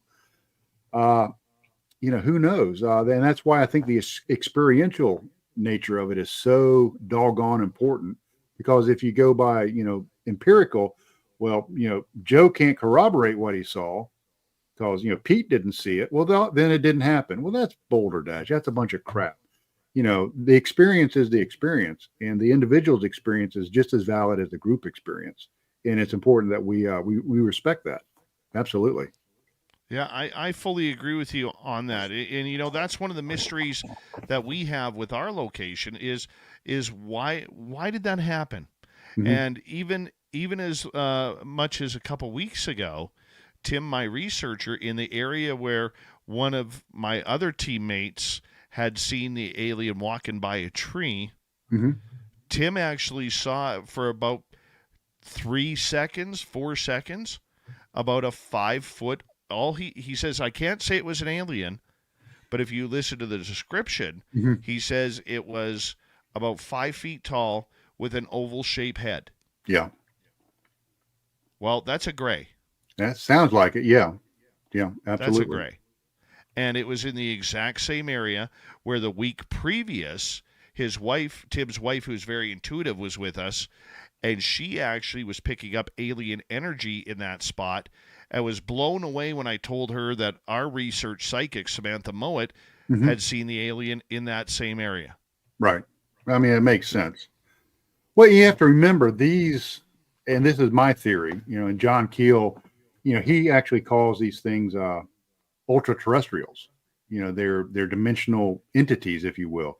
I use a term paradimensionals because I think it's a little more accurate. And I think these things are winking in and out of our existence. I've kind of gotten away from the nuts and bolts UAP model, of the alien hopping in their intergalactic Cadillac and driving over here from Zeta Reticuli and landing, and it's all nuts and bolts and all that. I think that's very narrow. I think these things are probably dimensional. And I think people, and I know this just from some people are more attuned to the multidimensional aspect of the human experience. Human beings are multidimensional creatures. That's why we can do remote viewing, because we are multi. That's why people can do telekinesis. That's why Uri Geller can do his stuff and Ingo Swann can do his stuff. And there's some people more attuned to that. And I think if you're more attuned to that, you're liable to experience this phenomena maybe a little bit more, because your bandwidth is opened a little bit wider. Now, much like amateur radio, I don't know if you're an amateur radio operator, but bands fluctuate. Sometimes your HF bands are really good and sometimes they're crap. Sometimes this wavelength is real good and sometimes it's not. And I think these dimensional I'm trying to think of, veils are thinner for some people than they are for others. And what you see in your experience is maybe you were just attuned a little bit better. Maybe, liken it to color blindness. Maybe you were able to see it in that particular instance when others weren't. And now here's where it gets really weird, is were you meant to see it? Was there a reason that you saw this phenomena and others didn't, and vice versa? And what did it do for your spiritual growth, your transpersonal growth? And that's the big question. It all leads to, why do some people see things and others don't? And you're right, sharing the same moment. Right. It absolutely baffles me. And like I said to Tim, coming out after 2 weeks ago and even heading into this Saturday when we go back, I said, buddy, you're red hot right now. Mhm. You need to put the GoPro camera on your head. Put it on your head, because wherever you're looking, you're seeing things. I'm feeling it. You're seeing it. And if you're seeing it, we need you to be able to capture it. Right. It's just like baseball. If you got a guy who's batting 300 and Right. has hit 5 home runs in the last 8 games, you're not going to bury him at the 9th batter position. Right. Right. Well, and that's something, and is kind of funny. It reminded me of something. Is Katie Page had come out to research with us, and we were up at a location that we call the Field of Dreams, which is another location, probably about a mile from the Meadow. It's pretty close, and there were all these lights winking on and off in the forest, like little tiny pinpricks of light, just all over the place. And I had a very high-end psionics night vision camera set up on a tripod. And I'm like, doggone it, I am going to capture this phenomena, come hell or high water. So I set up this, and I was teasing her last weekend about it, is with that camera set up running the whole time. And we're seeing this stuff happening, just continuously. Not a single thing showed up on that camera. Nothing but dark. So how do you explain that? You're experiencing it with the naked eye. You have a piece of equipment that's actually more sensitive than the naked eye, but it doesn't record it. Perhaps that experience and that phenomena is only happening to you on your wavelength. And maybe it's not even really happening in the visible spectrum, but yet somehow you're able to perceive it as the visible spectrum. So maybe it's something other than light. People talk about a brilliant flash of, ingenuity or a flash of awareness. I saw a flash before I blacked out. Maybe it's a psychic flash or psychic, imagery that we're seeing in our mind with that extra dimensional part of our being. And it's not actually manifesting in the physical world. And that's why some of the equipment can't pick up lights in the forest, can't pick up orbs that you see with the naked eye. Sometimes you'll hear vocalization that your recorders won't pick up. You'll see an apparition in a room. 5 people will swear they saw it, but it never shows up on your cameras. And maybe that's why, is we're actually experiencing things in that extra dimensional nature of our being. I hate when that happens, Trey. Yeah. We had that happen just couple weeks ago where we heard something big and giving the impression that it was walking bipedal through the trees. Yeah. We couldn't see anything, but to myself and Tim, we heard like a little grunt of samurai chatter. Yep. And yet we caught it on video. Right. But it sounds like nothing. Yes. Oh, yeah. Absolutely. It sounds like a sigh, and Tim and I, to our ears, it sounded like raw, just like that, raw, and it wasn't there, wasn't on tape. And that's the frustrating thing is, like we've been out in the meadow and we'll hear these disembodied voices, and they're loud. I mean, they're almost overpowering. Yet you go back to your equipment and there's nothing there, and it's like, we heard it. We were experiencing it. And that goes back to what I talked about in the first hour, is if we only rely on the empirical data, i.e. the recordings, the measurements, and we discount the experience, then you just throw all that out the window. All those experiences are no longer valid because they're not recorded, because they're not empirical, because they can't be repeated.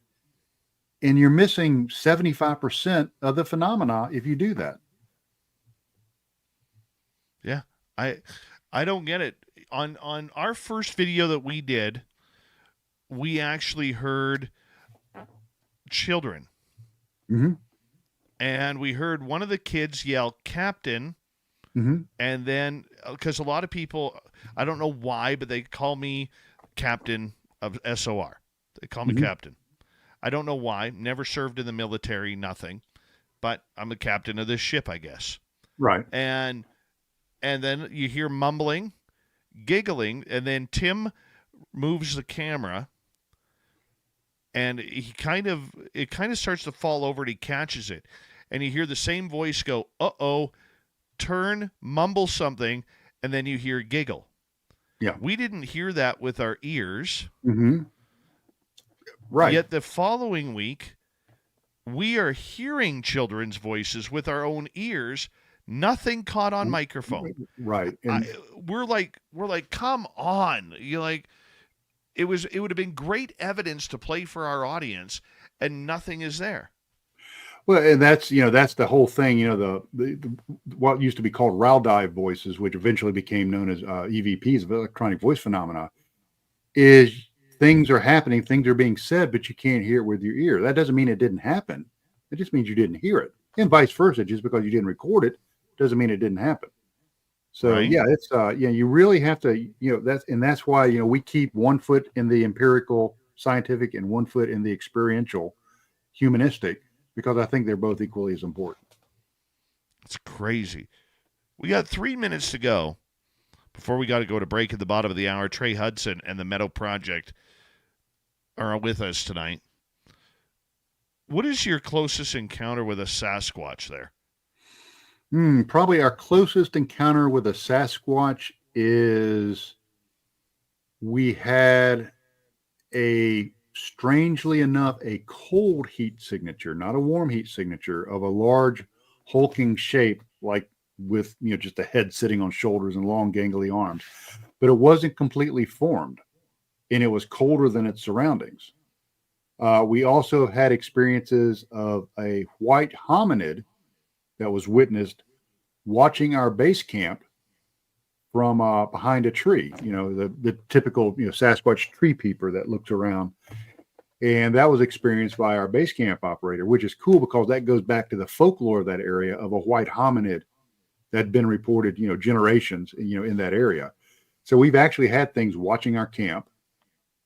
We've had samurai chatter. We've had vocalizations.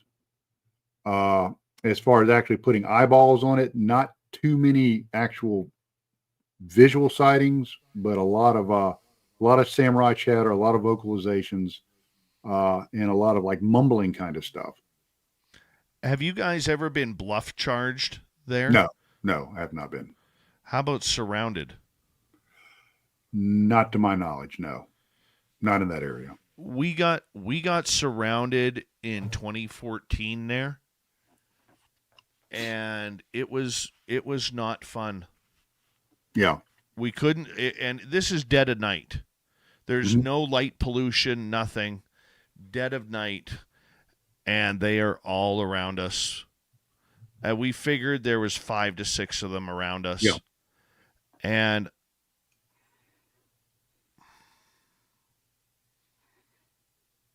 it's hard to think about when you're hunted. Yes. Have you ever been hunted there at your location? We have you ever been the hunted? Here's the weird thing about that, and you alluded to it earlier, at your Flight 51 location, is you'll go into this location, the Meadow, and sometimes it's just as nice and as peaceful and just really, just a neat location. Then other times you'll go in there and you just get this feeling that something is wrong, and you just want to leave, and you can't really even articulate why, but something either doesn't want you there, or you're picking up subconsciously that something could possibly be be a threat. Hold that thought, because I want to continue that when we return on Spaced Out Radio. That is an important part. Are you the threat? Are you the hunted? Are you invited to be in that location? Because in the end, the location is theirs, not yours. We'll be right back.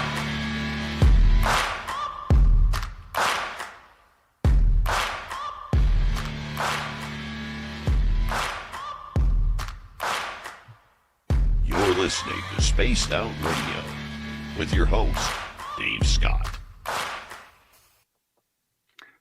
Yeah, talking about hunting and being hunted. You mentioned Dogman earlier. What do you think about that canine track? That is a 6-inch scale. Holy cow. You know where that was? 40 yards from my back door where I'm sitting right now.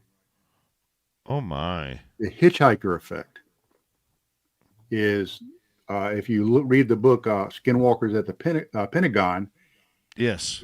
and you look at Marley Woods and Bradshaw Ranch and these other places, large upright canines are part of the story. And sometimes large upright canines follow the researchers and investigators home. I obviously we had a hitchhiker come out of the forest with us 2 weeks ago, and we had to drive about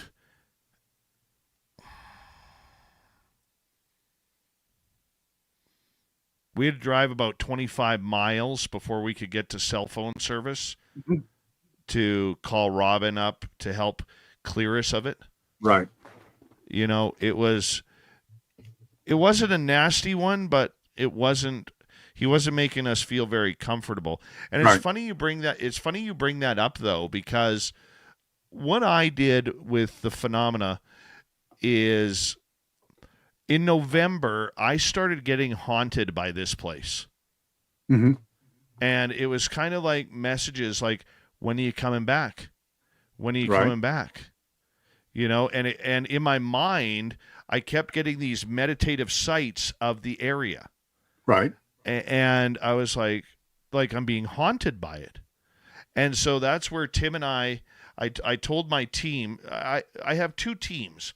There's Tim and myself, and then my regular team, which is myself, my paranormal buddy Merle, and our psychic ET guru Samantha Mowat. Mm-hmm. Tim's going to be helping us out this summer. But that being said, I said to the phenomena point blank, I said, okay, I will do this, but you need to know something, and we need to come to an agreement. And I said, number one, I will never go in there alone, because I know I would never come out. I just know that. And the phenomena said, that's fine. I said, there are other people that I would like to bring. And the phenomena basically said, we'll tell you yes or no. And so far, there's only been a couple of no's. One hard no was my son, who's only 11. That's wise.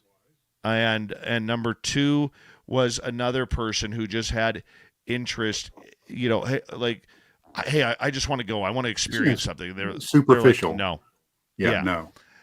I said we're going in armed because, not because of them, but that area we have to watch out for grizzly bears. We have to watch out for black bears, mountain lions. Our first night there, we had a mountain lion sighting 3 minutes after we packed away our guns.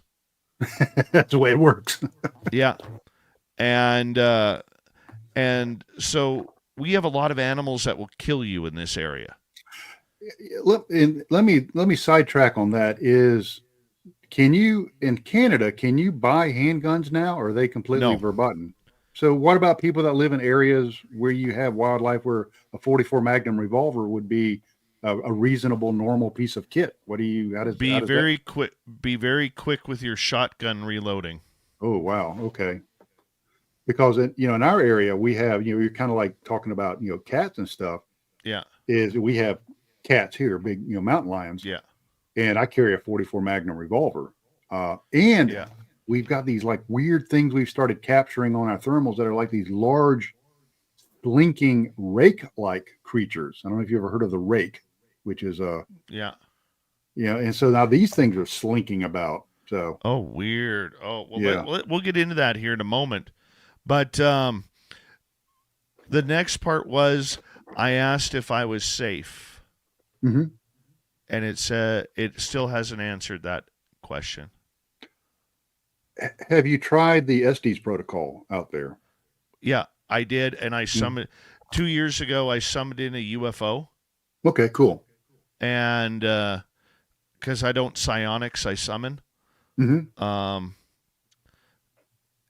And last year when we tried it, we got nothing.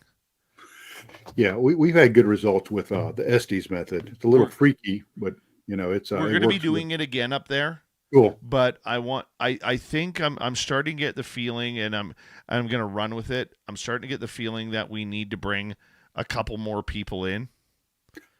Probably I not don't a know bad who idea. yet, but we're going to get going here in about 7 seconds. Thank you, T-Bone times 2, Richard, Dutch, Hank, and Mark for the super chats. Here we go.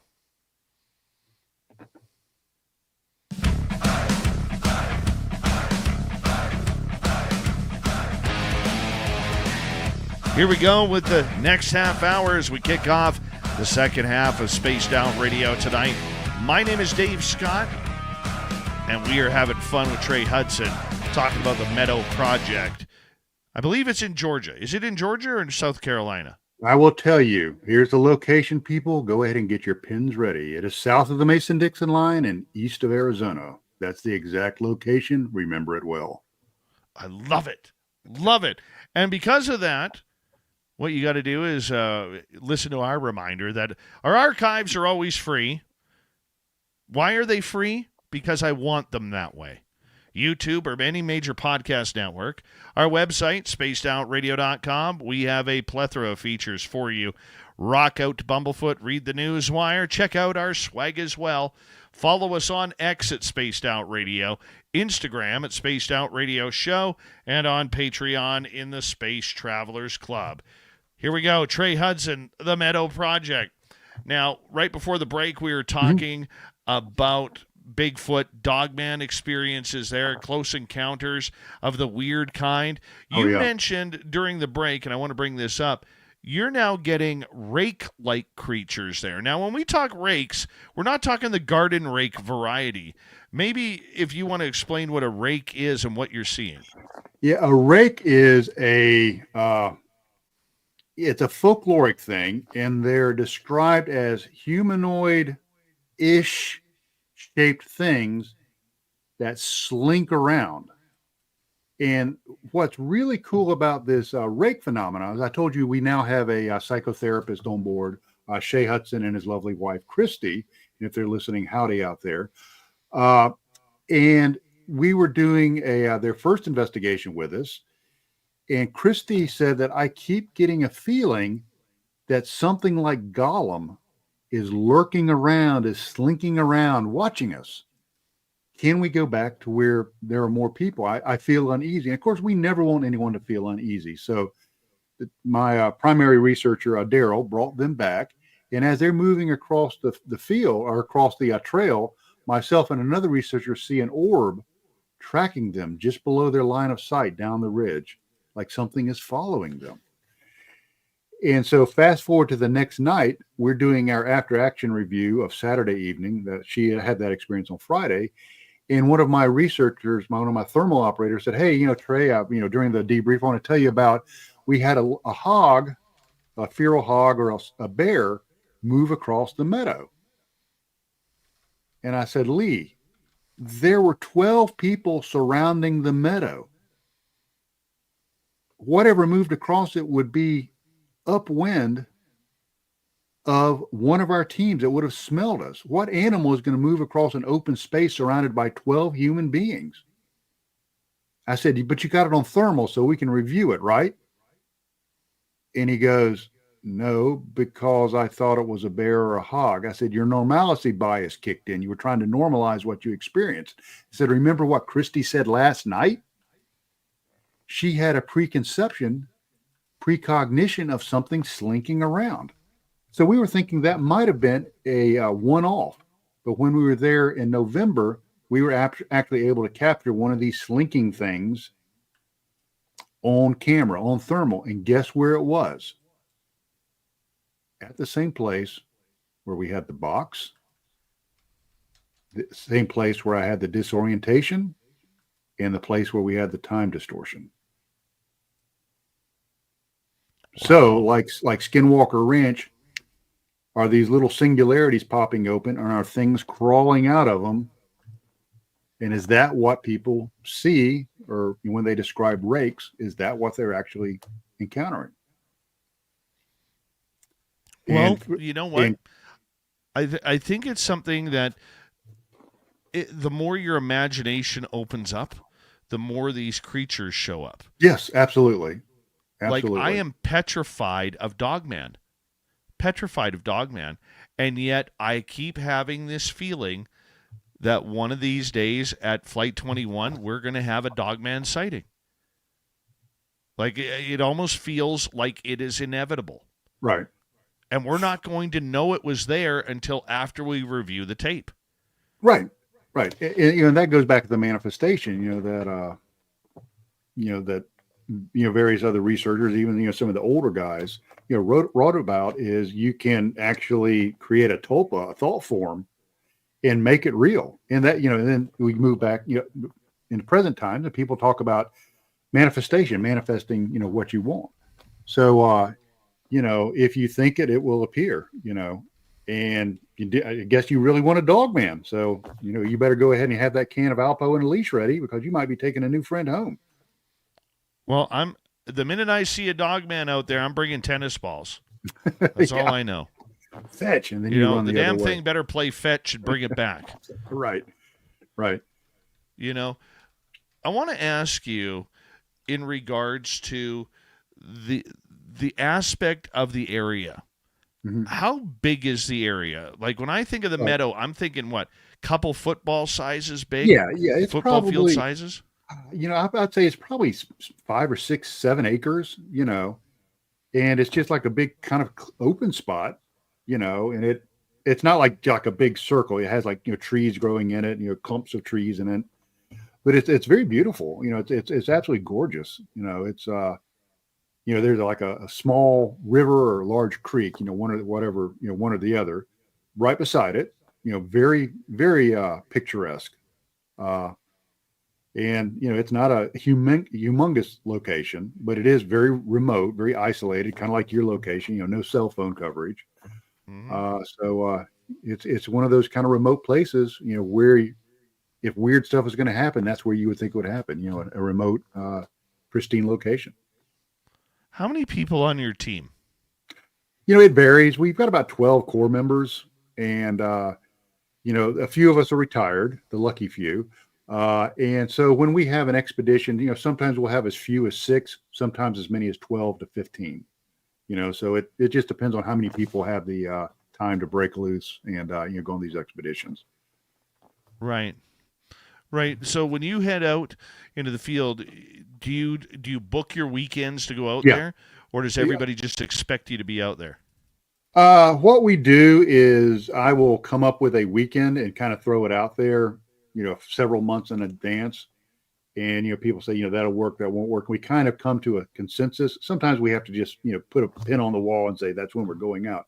I write an operations order, which is like a U.S. military 5-paragraph operations order. And it tells you exactly what our goals are, exactly where this location is, where the medevac spots are, what our equipment loadouts are we going to have any guests, what our radio frequencies for the weekend are. And all this stuff is known before people ever step foot in the Meadow. So we go out there with an intent. If we're going to be running any experimental packets, we have like a pyramid-shaped experimental packet we do with sundry items and some other experiments we run. So we're going to be running experiments, that's put out there. And if there's any threats out there, like, in the general area, unfortunately, there's been some cult murders not too long ago. So, we have to be cognizant of that. And, so everybody, is well aware when we go out there. And so we try to get as many people out there as possible. We do team assignments. I assign different people, different teams to different locations. There's a team lead. There's an overall tactical commander while you're out there, and then an overall operational commander for the entire expedition. So everybody knows exactly what their role is. And they know where they're supposed to be, and they know what they're supposed to do, and they know the proper equipment loadout before they ever leave base camp. At what point did you go from amateur researcher looking into this to, I'm going to call you professional. I hope you don't mind. I'm going to call you professional researcher of this area. Professional is such a loaded term. None of us are getting rich off of this or make enough to, do it as a living. I think going about it with a professional attitude is probably kind of what you're pointing at. Is I think that, when we started looking at it like what are our goals, and we're able to articulate those goals, and then we start building protocols, procedures, tactics, techniques, and protocols, TTPs, and equipment loadouts to further that, that goal.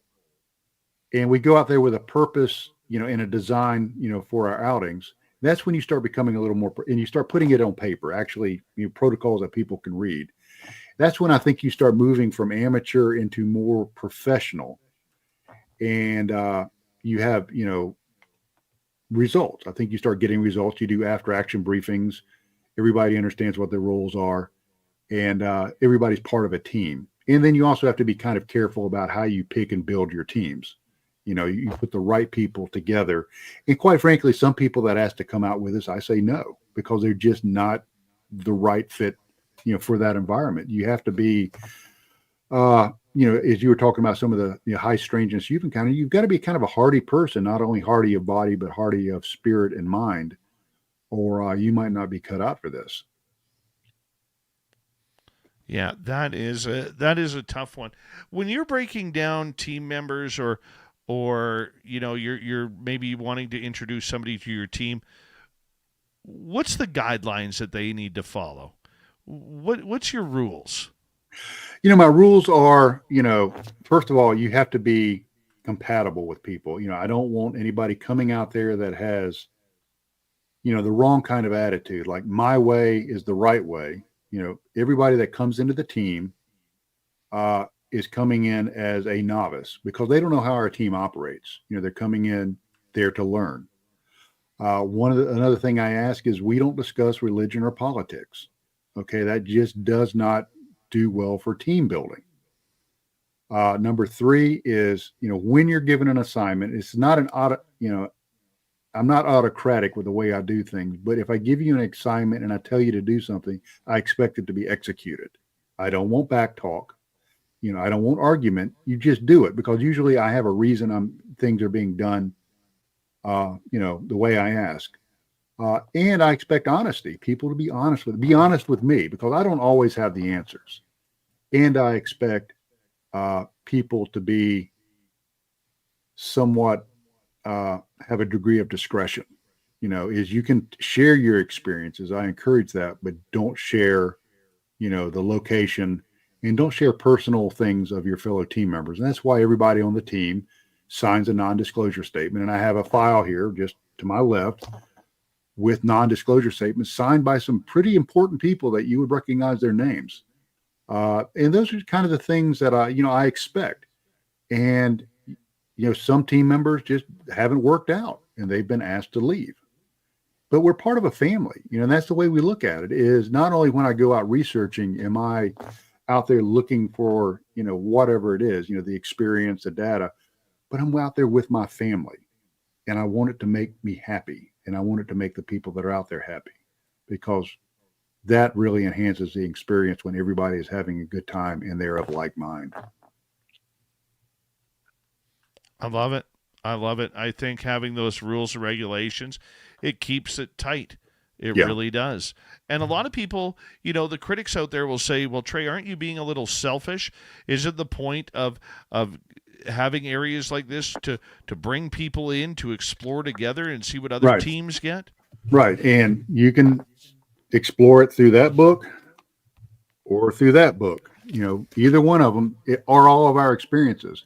And I do have guest researchers, and they're usually, like you said, more professional people that come out and they're invited out and they get to live their experiences. So in that case, I'm not selfish in a way that I'm keeping, everything close hold, but I'm very particular about how I, dribble out the experiences. I want people to have the experiences that they can communicate what they experienced, can appreciate what they experienced, and can respect what they experienced. Tell us about one of your dogman encounters in the Meadow. That's a kind of a cool one. As far as actually seeing dogmen in the Meadow, haven't seen any. Okay, cool. No dogmen. But like happens so often in these sites, there's some kind of canine, aspect to it. And I've talked about the hitchhiker phenomena, things following us home. You talked about the hitchhiker phenomena. Something that I had happen to me personally is about 40 yards from where I'm sitting right now. Is I noticed one day some canine tracks in the ground. And I'm going to show you a photograph of those canine tracks. And the scale that's on the bottom of this photograph are actually 6 inches. So that is a canine track that is 6 inches in diameter. Very deep. That was 40 yards from my back door. You read the book Skinwalkers at the Pentagon, some of the researchers talk about when they return back to their homes in Virginia, that they would see large canine bipedal creatures, outside of their windows at night. Their children reported. Interestingly enough, there's the track line of those tracks. And if you notice, it appears to be bipedal. So, what does that mean? I don't know. I really don't know what the correlation is between upright canines in areas of high strangeness like Marley Woods, the Meadow, Skinwalker Ranch, and these other places. But there seems to be some sort of correlation. Now, do I feel threatened by those? I do not.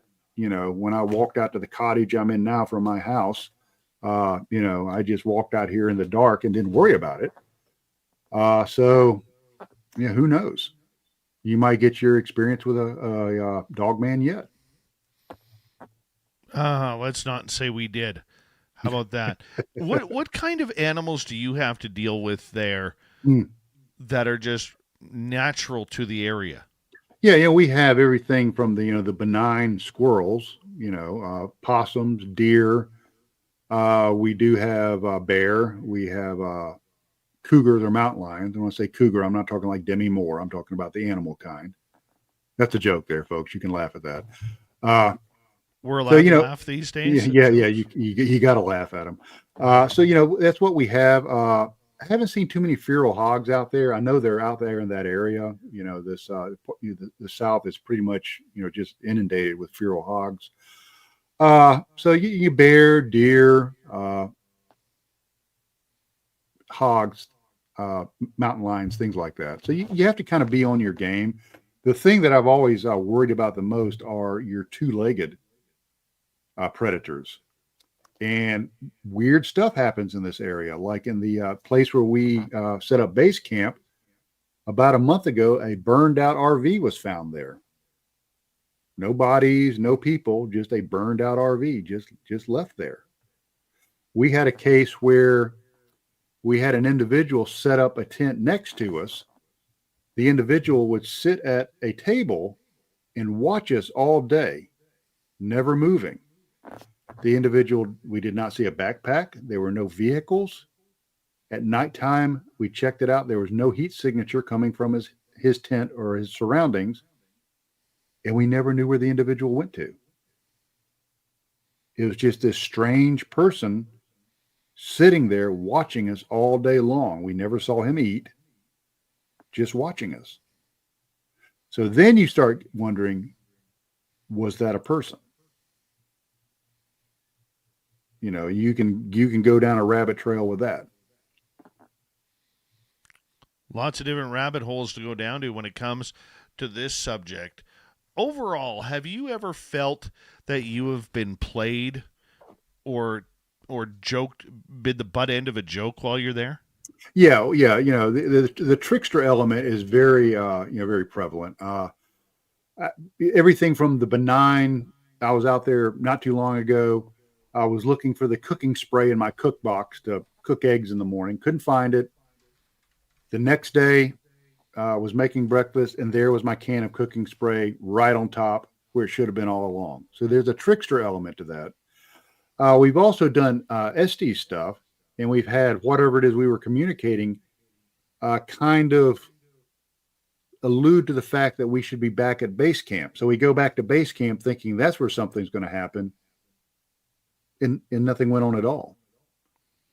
We've heard laughter out in the meadow. So there's certainly a trickster element to it. And it makes you wonder if, perhaps whatever it is, it doesn't like to have fun just as much as we do. Is the laughter more sinister? No, Or it's, is just kind of, like that. Have you ever had any type of I'm going to use the movie Blair Witch Project here as an example, but have you ever had any symbols hanging from trees? Have you ever had Yes. Oh, really?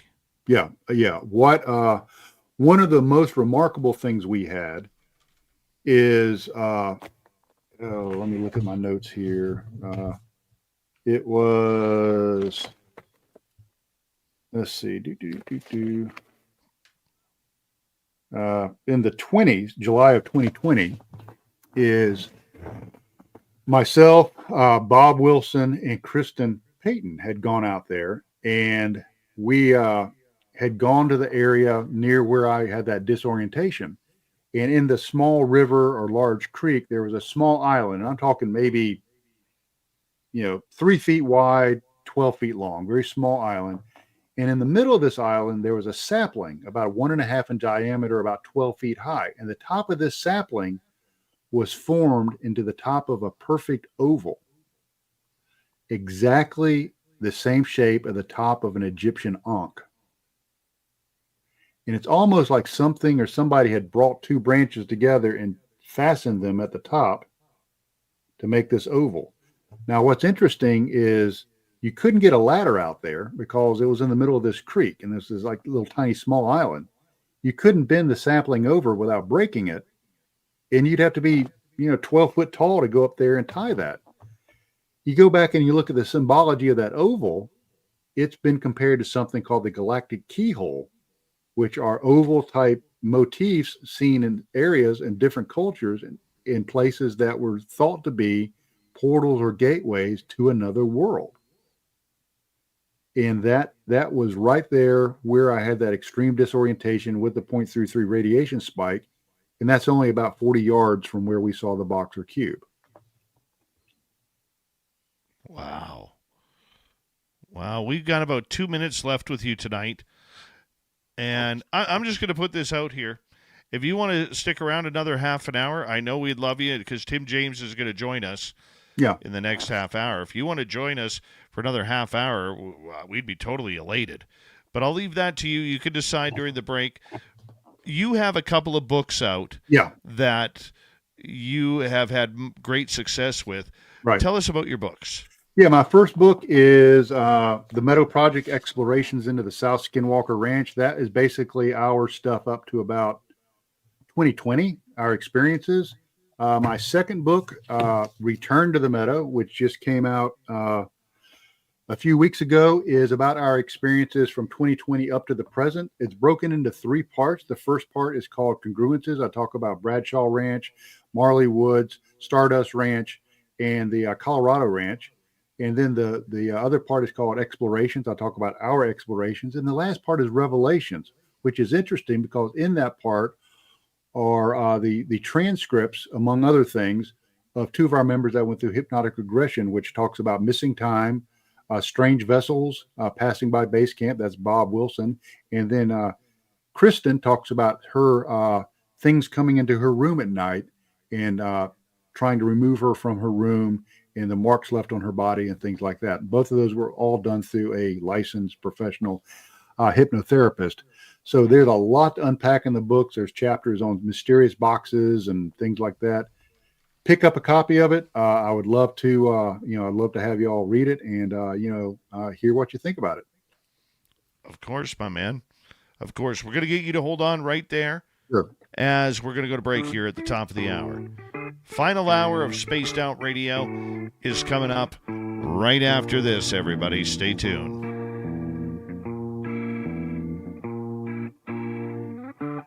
You're listening to Spaced Out Radio with your host, Dave Scott.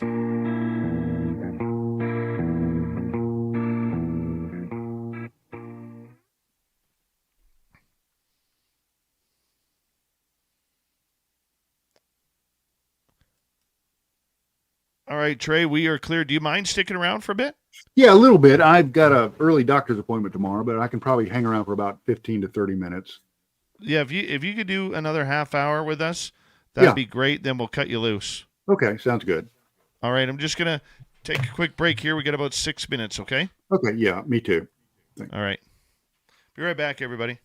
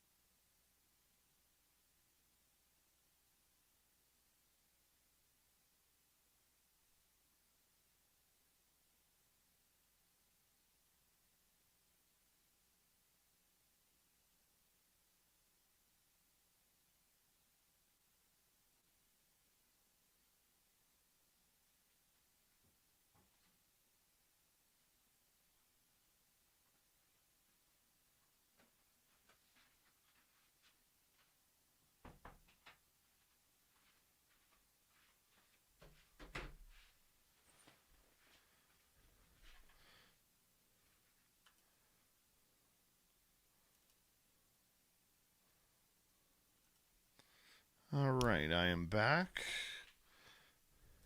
Little Timmy James. You can unmute yourself. Just did. I have a surprise for you. What's that? Trey is going to stick around till the bottom of the hour to give us some tips. Cool. Right on. Yeah, man. That's awesome. Yeah, I'm being selfish here for our radio audience. Mm-hmm. So I think it's going to be cool. Thank you to T-Bone with the hat trick. And thank you to Richard, Dutch Hank, and Mark as well for the great super chats. We greatly appreciate the love and support of Spaced Out Radio that you have. Mr. Cowley, how you doing? Welcome back to the show. Oh, Mr. Cowley loves his Spaced Out Radio. Randolph, how you doing, my friend? And here we go.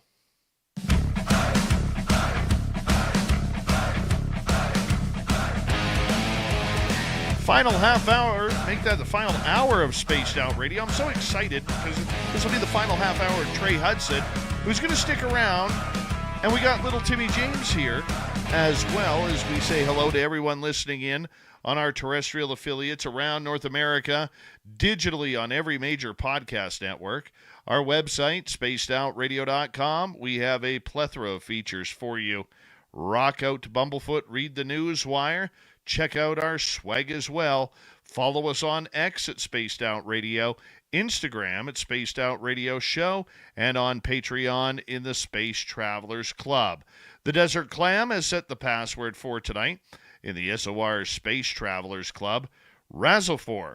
Razzle4 is your password. Use it wisely, Space Travelers, as the Clam sets the password each and every night right here on Spaced Out Radio. Now, normally we go to Swamp Dweller at this time of the night, but Trey Hudson is going to continue to join us. And we got little Timmy James here, not in studio, but at his own studio.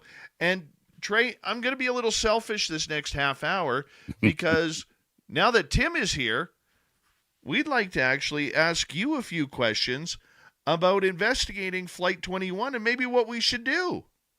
Sure, be happy to help. Realizing I don't have the answers to anything. Not only do I not have the answers, sometimes I don't even know what the questions are. So, but I'll help you any way I can. Well, let's just start off as this is a passion project for us. Mm-hmm. And we figure we're going to be out there at minimum 2 to 3 years investigating this location. And so how are you going to take? You're going to take showers during that period, or you won't? Maybe? A length of not continuously. I was thinking, okay. We usually head out on Saturday nights. There. Yeah, I'm teasing. Yeah, we head out on Saturday nights, and we usually get that. We get there probably around between 6:30 and 7 o'clock our time. And we usually stay there for usually 3.5 hours. Yeah. Yeah. Okay. My question to you is, what do you guys do to battle that feeling when all of a sudden you get that feeling like it's time to leave? Like all of a sudden there's that uncomfortable feeling that you got to go. How do you battle that? Well, you just have to, kind of reach down inside, grab yourself by your existential bootstraps and just say, okay, I'm going to stay on mission. Mm-hmm. And you have to kind of be able to pick up when, it's time to leave or it's really time to leave. Now, when it's really time to leave, you need to beat feet out of there. But, usually what we do is we'll set a timeline. Okay, we're going to spend a minimum of 3 hours here. We're going to spend a minimum of 4 hours. Or if, it's rocking and popping, we're going to spend, however long we need to. Sure. And we have what we do is when we go out is we look at the phenomena that we usually encounter and we have an equipment loadout to try to maximize our capability of A, not only detecting, but recording that.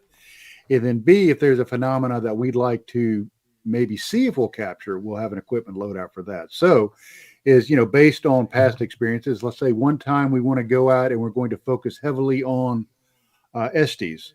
We're going to do SD sessions. So, we would take out the headphones and the earbuds and the ghost box, and then we would have a video camera and all of that. And we would focus primarily on Estes, maybe one weekend, or maybe just one night. Right. And so we'd record that. And then the next night say, okay, now we're going to go out and we're going to focus on trying to capture phenomena of orbs. So we'd set up, multiple psionics cameras. Another time we might go a little bit heavier on thermals. Right. We've been hearing things out in the woods, so we're going to bring thermals, high-end thermal cameras out.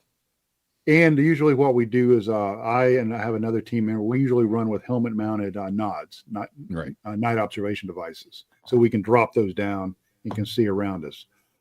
So, it's kind of like I was telling Dave earlier, is we kind of have a mission profile before we go out.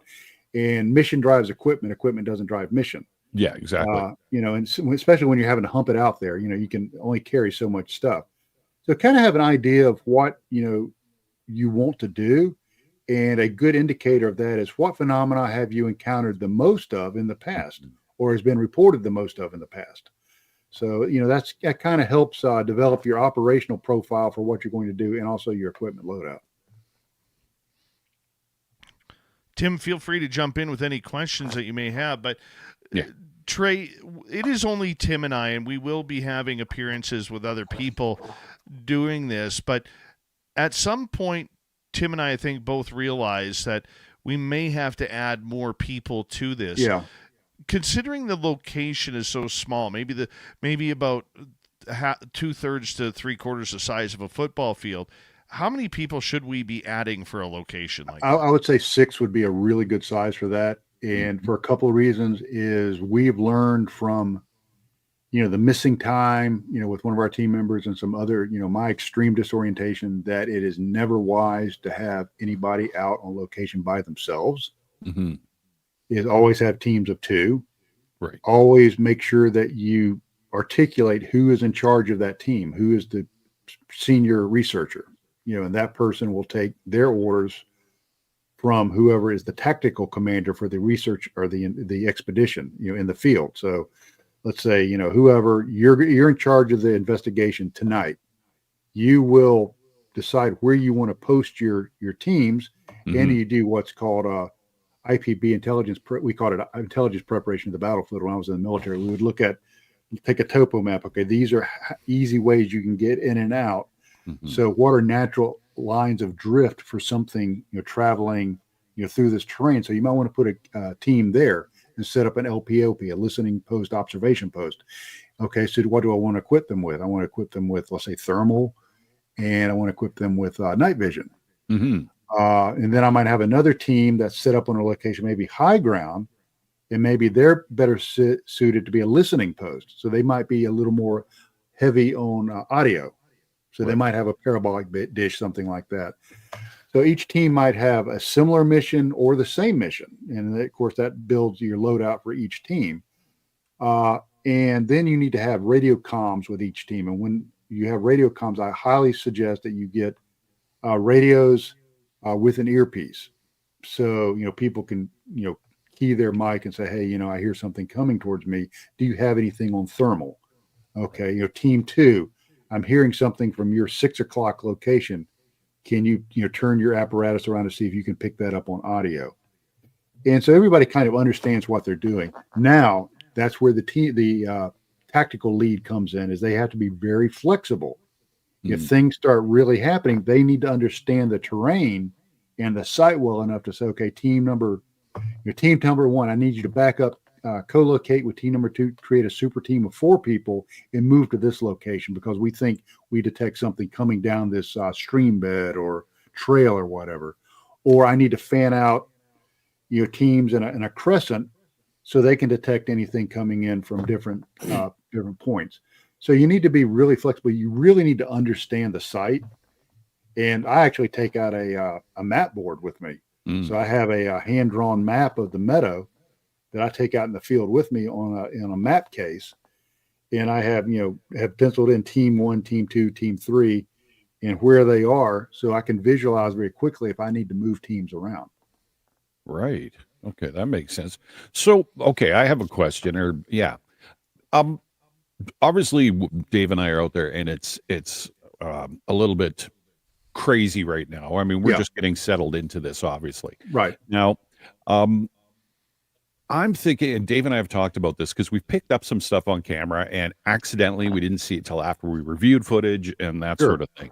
So my question is, and I know Dave's got his idea. I guess it would be a very, very good idea that when we're reviewing film and footage, whatever, is that if we do capture something and we are unsure, like Dave and I were saying, we're just starting this. I do not want to be that guy that says, there's a foo-foo boo-boo from, whatever, Right. I don't want to say that. We want to debunk it. We want to prove Right. it. Right. So I guess taking notes and trying to debunk, probably in the same time frame, the same lighting, the same, same time of day, Right. and same camera angles, to see if we can recreate it or if it doesn't appear again. How do you suggest doing that? Yeah. What we do is, with our famous, our famous video of the cube or the portal, Mm-hmm. is we actually went back that subsequent year, that time of year, with the same lack of vegetation. We set up cameras during daytime because we wanted the body temperature of the recreation subjects and the ambient air temperature to be closer. So we were actually trying to force it to be debunked. We were Right. trying to weigh it heavy towards debunking. And we set up 2 cameras, thermal and visual, and had them running simultaneously while people recreated it. So it's important that goes back to actually knowing where your teams are, knowing the site. I know that I was at this location. If Right. you have something weird happen, have a GPS with you. Take a lat long. Okay. Yeah. Okay. So I know that I was at this location. For example, we had a UFO sighting.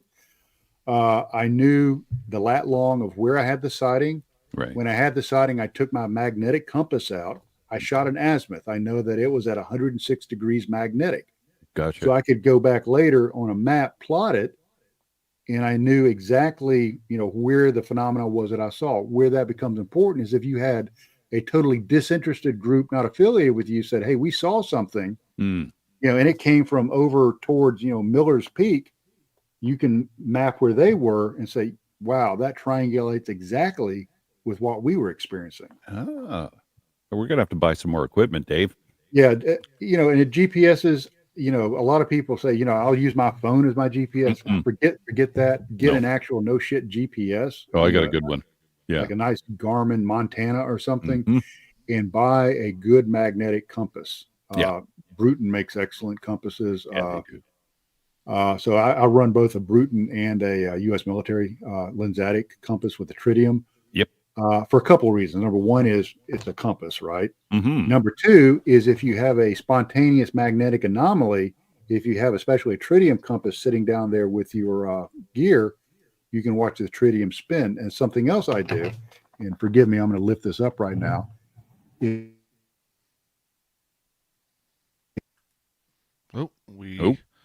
lost him right there. Lost him. That was just getting good. I know. Yeah, his device disconnected. Oh, darn it. Yeah, no, I think that's a good idea. Like I've obviously been watching in the the show, and I thought, yeah, you know what? It's so simple. It's right in front of our face. Keep notes, and things will be time stamped in our videos and stuff anyway. Well, I when Trey comes back, I want to ask him about trail cameras. Yes. Yeah. Because we have a couple trail cameras that we would like to put out, but I don't think it's time just yet. I don't think we've built up enough trust. There's Trey right there. Trey, I want to ask you about trail cameras. Okay, let me hold my thought. I've actually screwed up all my audio visual doing it. Is I take like a cheap cutting board I get from the grocery store. I put Velcro on it. Yeah. And when I'm actually out sitting in sight, is I have Velcroed my tri-field meter, my compass, my Geiger counter, and whatever else, and I set it in front of me. So if I have to get up and go to another site, I can just grab it, all my equipment stuck to it, and I can relocate really quickly. But it's sitting down below me, so I can actually watch my tri-field meter and my Geiger counter, and it's all pretty handy. And that's a high contrast background. So if I look down and I'm like, well, gee, I don't see my compass there, I'll know to look around it and I won't leave it. The trail cams. Yeah, trail cams, they're good. They are what they are. You got to remember they're very narrow. They've got a very narrow field of view. So you have to, once again, do your intelligence preparation of the battlefield. What's a natural line of drift that something most likely would move through? Looking at this place historically, where people historically seen things. Oh, they've seen things on the north end of, Lake Martin or whatever. So you might concentrate your trail cams there. Also, if you're going to leave any overnight experimental packages there, you might want to supplement that with a trail cam. We have an experiment where we'll take a large Pelican box with letters lined up in it, and we'll seal it up to see if the letters change. So far, it's been negative, but we'll supplement that with a trail cam. So you can use trail cams for a lot of things.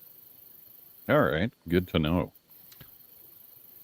Considering we are allowing the phenomena to kind of dictate what is happening in our area, do you do that as well in the Meadow? Do you let the phenomena dictate the actions and the course of actions?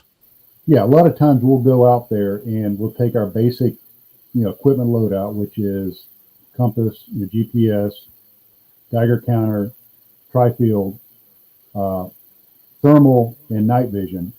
And we'll just go out there and just let it happen. Just see what happens. And sometimes that's the best phenomena. The best way to get the phenomena to go is just to let it happen on its terms.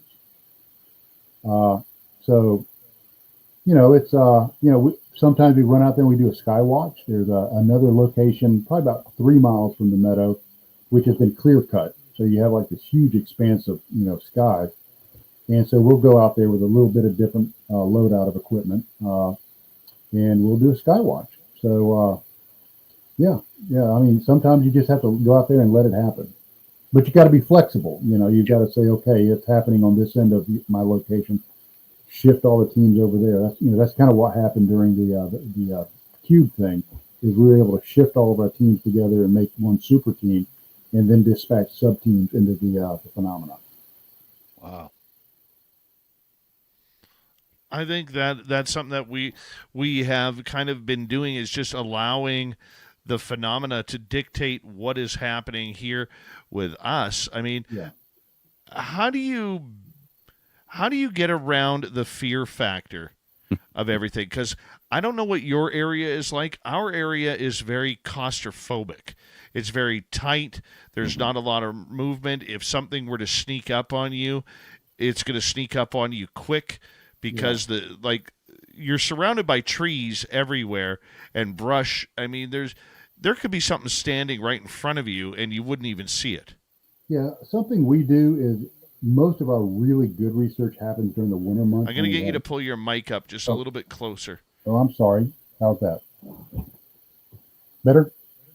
A little bit, yeah. Yeah, that's weird. That's a Behringer Bigfoot. But wait, I know what's going on.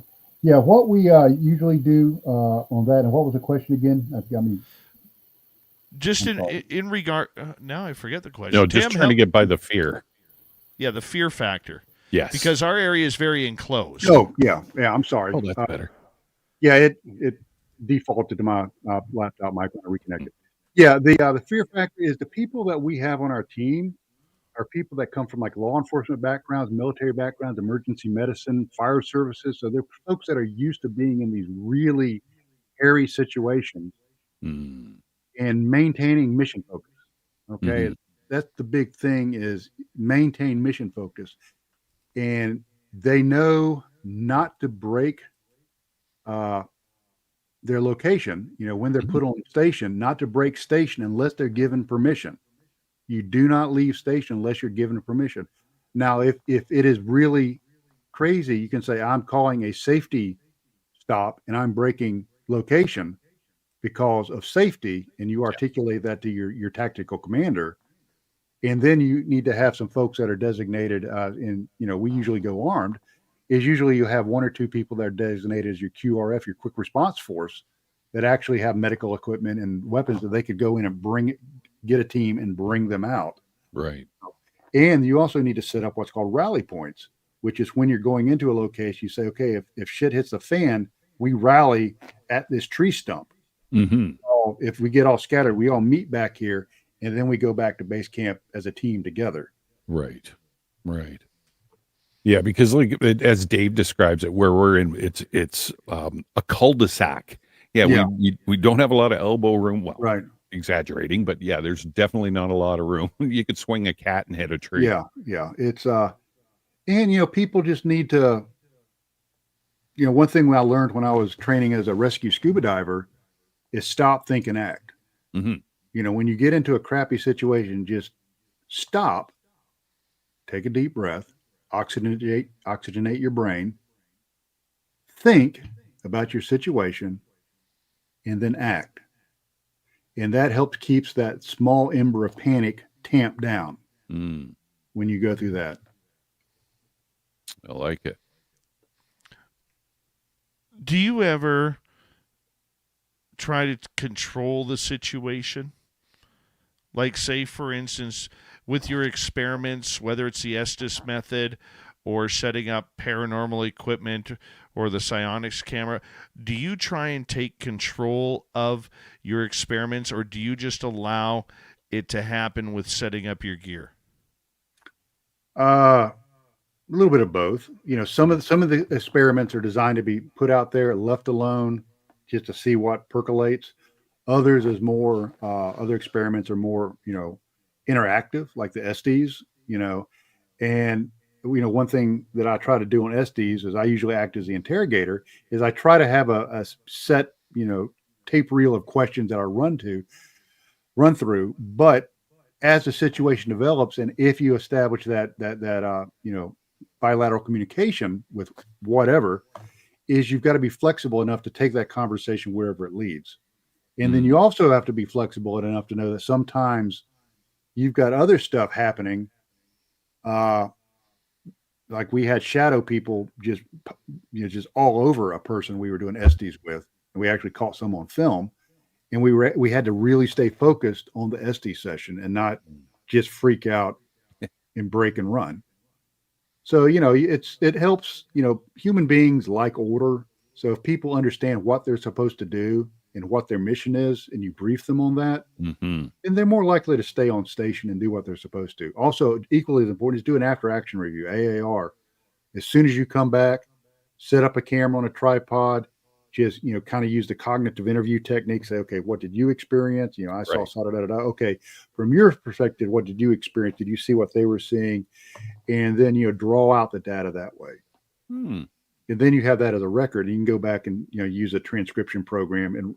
And actually that was one of the big moneymakers in my first book is after the Q portal incident, we did an AAR, and I created a transcript out of that. So it was like fresh on everybody's mind, and it's actually in their own words on what they experienced.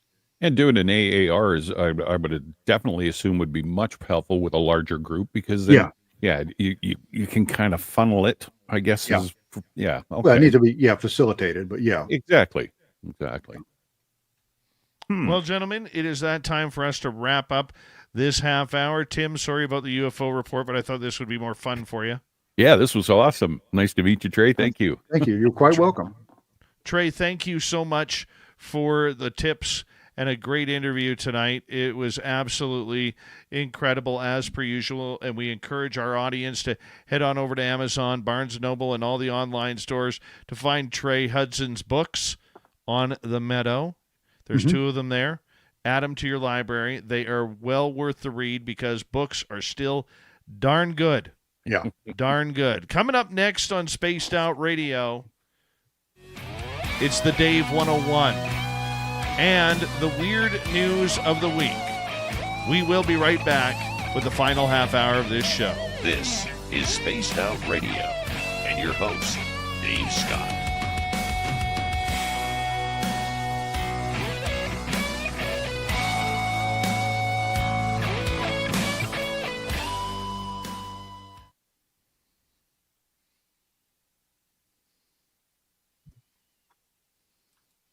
Trey, thank you so much, my man. No, appreciate you. Quite welcome. I hopefully, if you folks enjoyed it. Anytime you want to come on, you just let us know. We got time for you. We'll make time. Yeah, that's cool. When the film comes out, I might reach back out to you because it's going to be it's going to have some really cool stuff in it. There'll be plenty Yeah, to talk we about. want that. We For want that. sure. Just as soon as it comes out and you're ready to hop back on, let us know. We'll get a date for you ASAP. And I'll let you in on a secret. Are we being recorded now?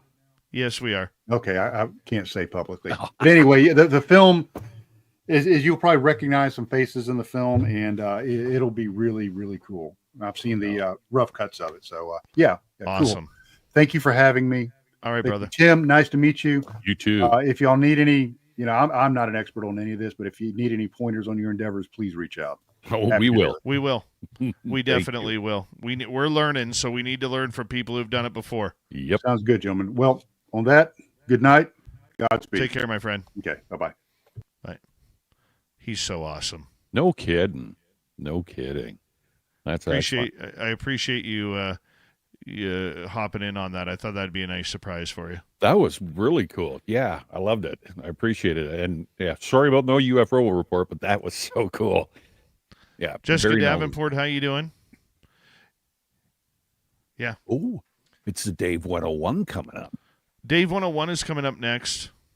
I don't know what I'm talking about yet. I got like 3 minutes to think about it. The gorgeous Katie Page has said goodnight. Probably logged off already. Mm-hmm. We love you, Katie. You're amazing. She's the best. I got to get her back on the show. All right. Well, that was a short visit, everybody. I will see you tomorrow on Elmet 115, and looking forward to Dave's Get Off My Lawn. Dude, I'll see you on Saturday. You most certainly will. Talk to you tomorrow, buddy. All right. Bye-bye. Bye-bye. Little Timmy James, everybody.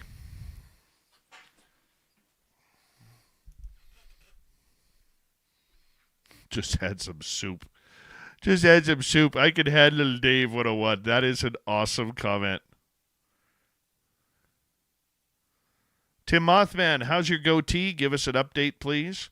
Would appreciate it.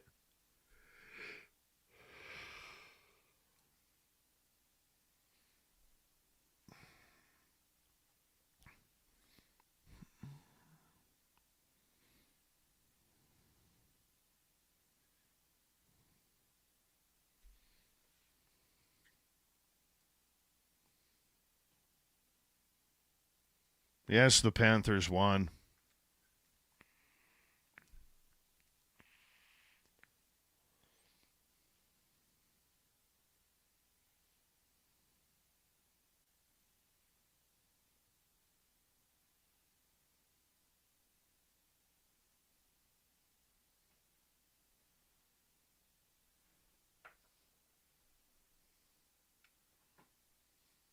That's what you need, Tim. Right there, little beard oil.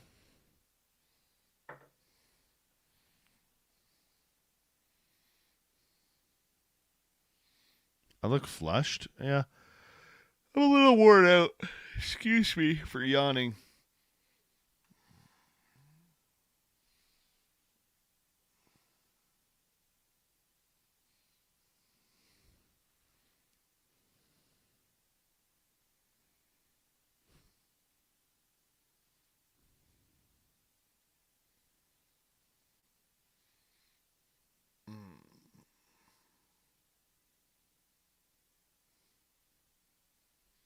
Took away, but they traded for Marchand.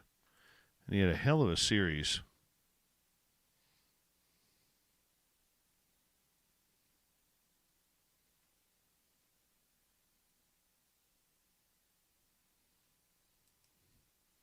Good call, Noble Patrick.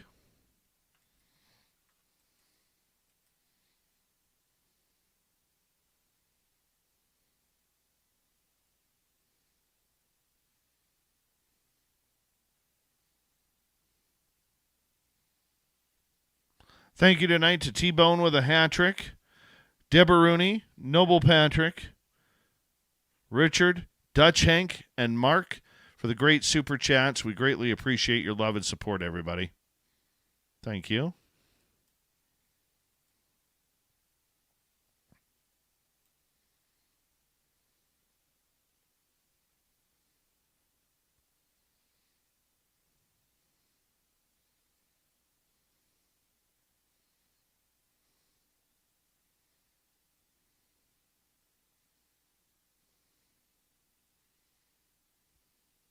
Here we go.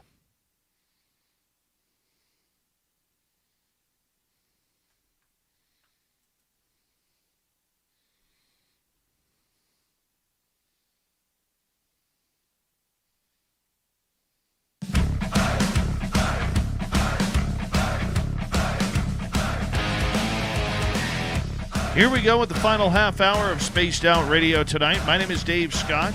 The Dave 101 coming up next. What a great night of radio. I'm glad that we did it with Trey Hudson. He is so amazing. Great guest. Fantastic guest. If you missed most of this show or others, check out our free archives. They're always free on YouTube or any major podcast network. Our website, spacedoutradio.com. We have a plethora of features for you. Rock out to Bumblefoot, read the news wire, check out our swag as well. Follow us on X at Spaced Out Radio, Instagram at Spaced Out Radio Show, and on Patreon in the Space Travelers Club. It's that time of the day, that time of the night, where I yell at everybody to get off my lawn. It's the Dave 101. Open up the door, it's Dave! Who? Dave, D-A-V-E! What is this? Dave's not here. It's the Dave 101. I can see you're really upset about this. I honestly think you ought to sit down calmly, take a stress pill, and think things over. Leave the killer out! Yeah! Leave the killer!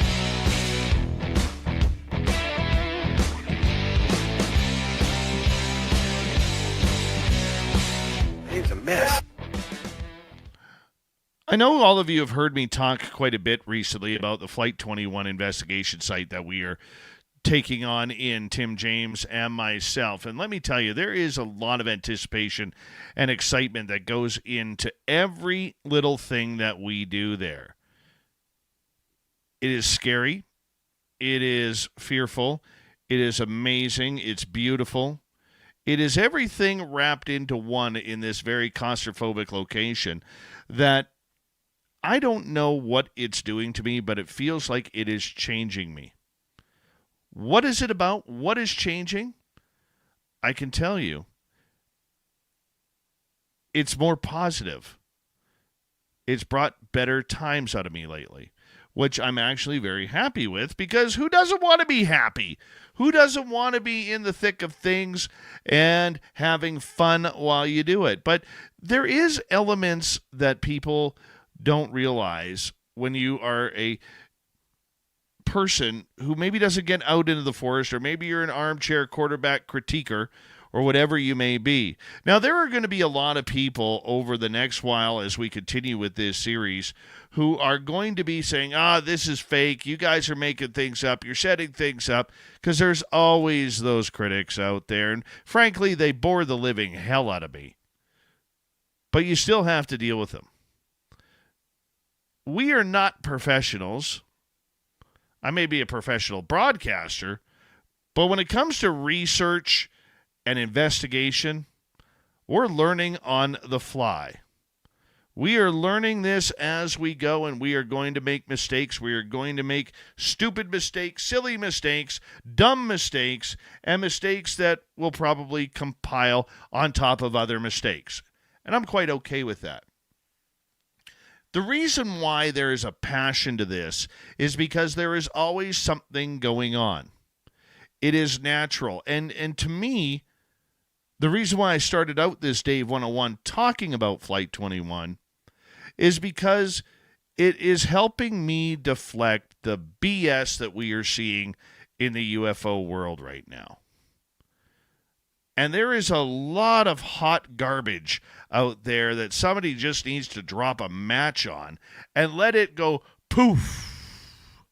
You know, somebody told me recently, when Lou Elizondo came out in 2018 and said ufology must die, I don't think he was talking about ufology. I think he was talking about you-apology.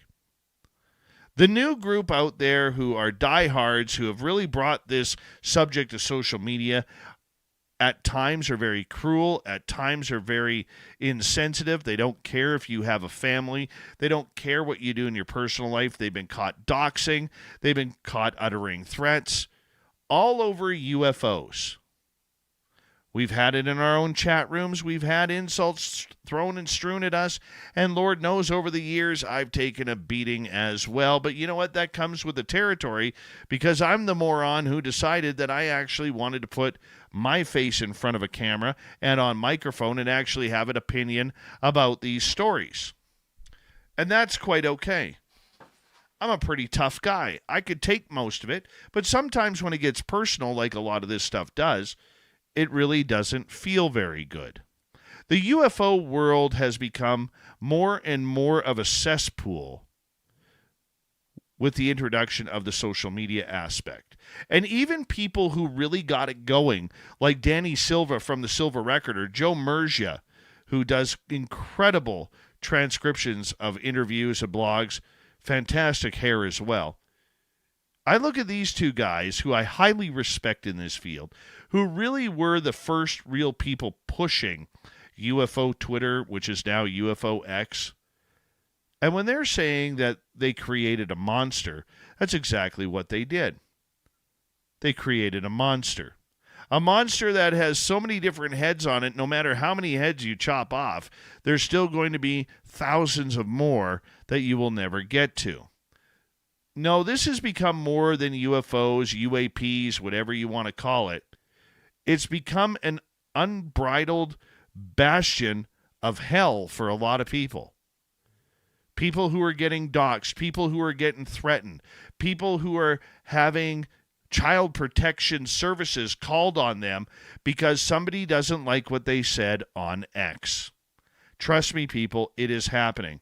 Now, I'm not going to name names on this, but it's very uncomfortable, especially what I have gone through recently with having myself threatened and having people disparaging my name, all because of a UFO show. It's very childish. It's very unforgiving. And you either lump it or leave it. And I'm not ready to leave, so I guess I got to take the lumps.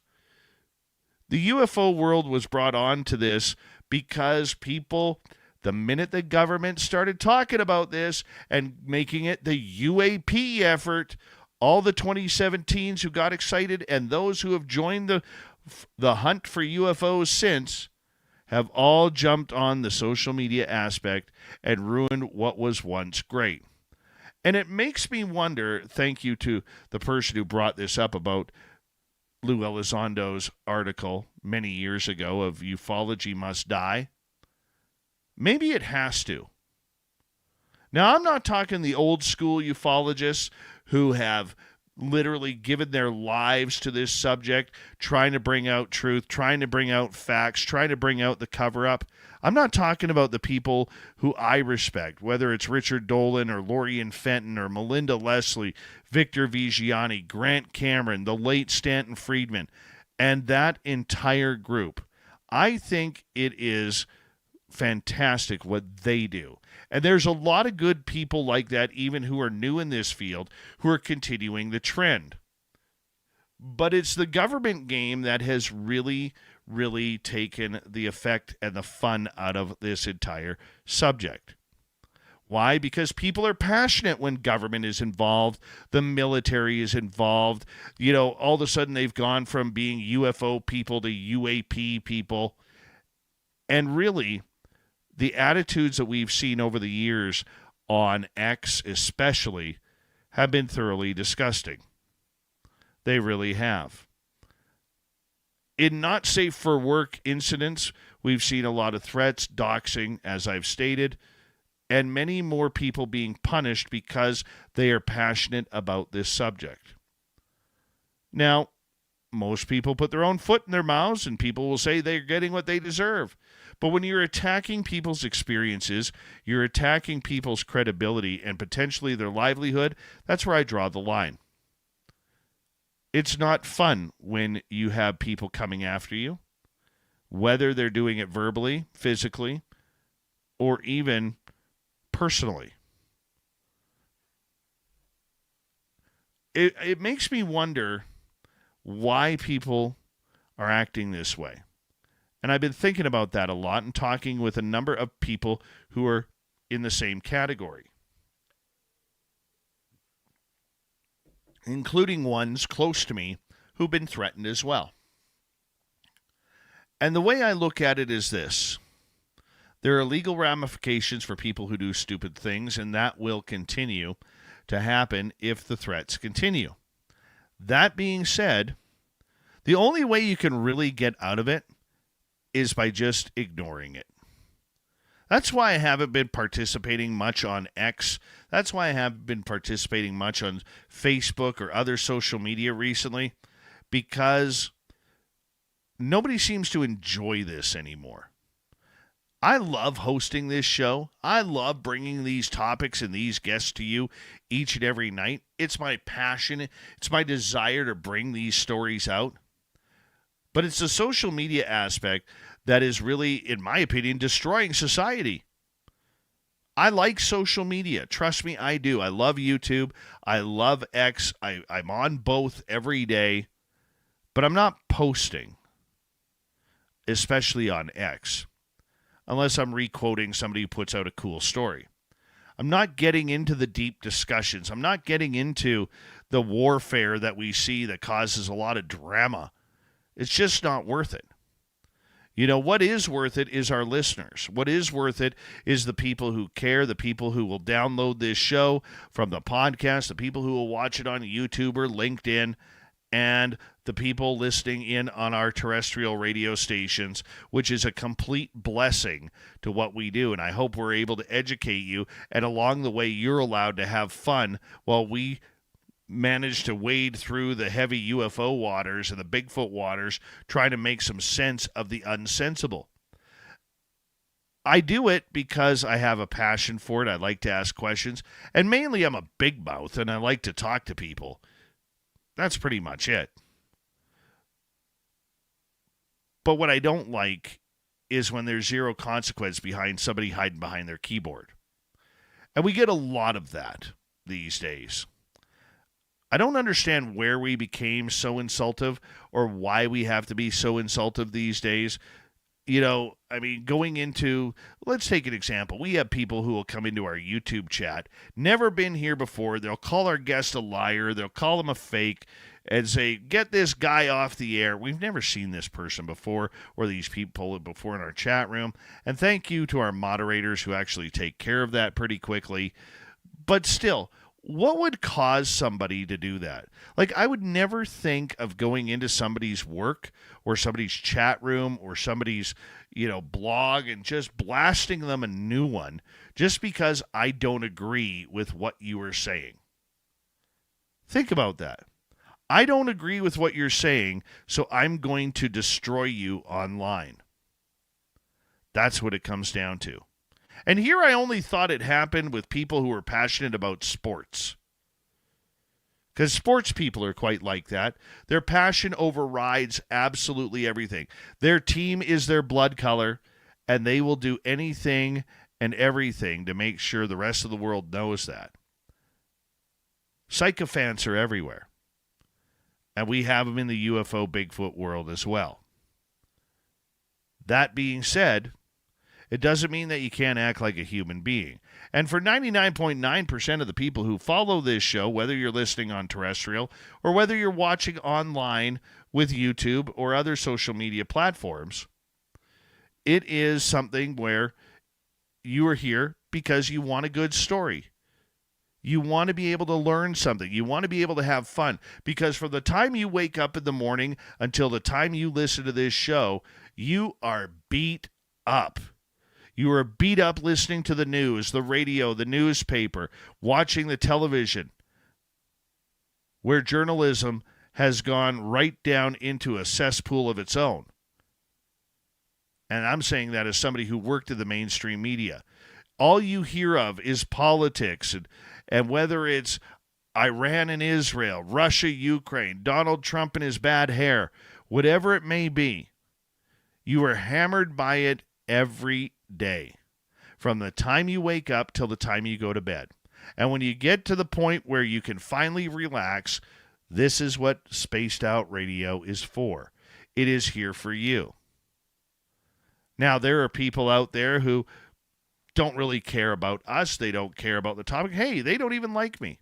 That's okay. You don't have to. But you know what? Behind this microphone, there's a person. There is a person on my side, which is me. There's a person on the other side of the microphone, which is you, the listener. There are people involved in this who just want to live and relax. And for some reason in the UFO field, we just can't chill and relax. What happened to conversation?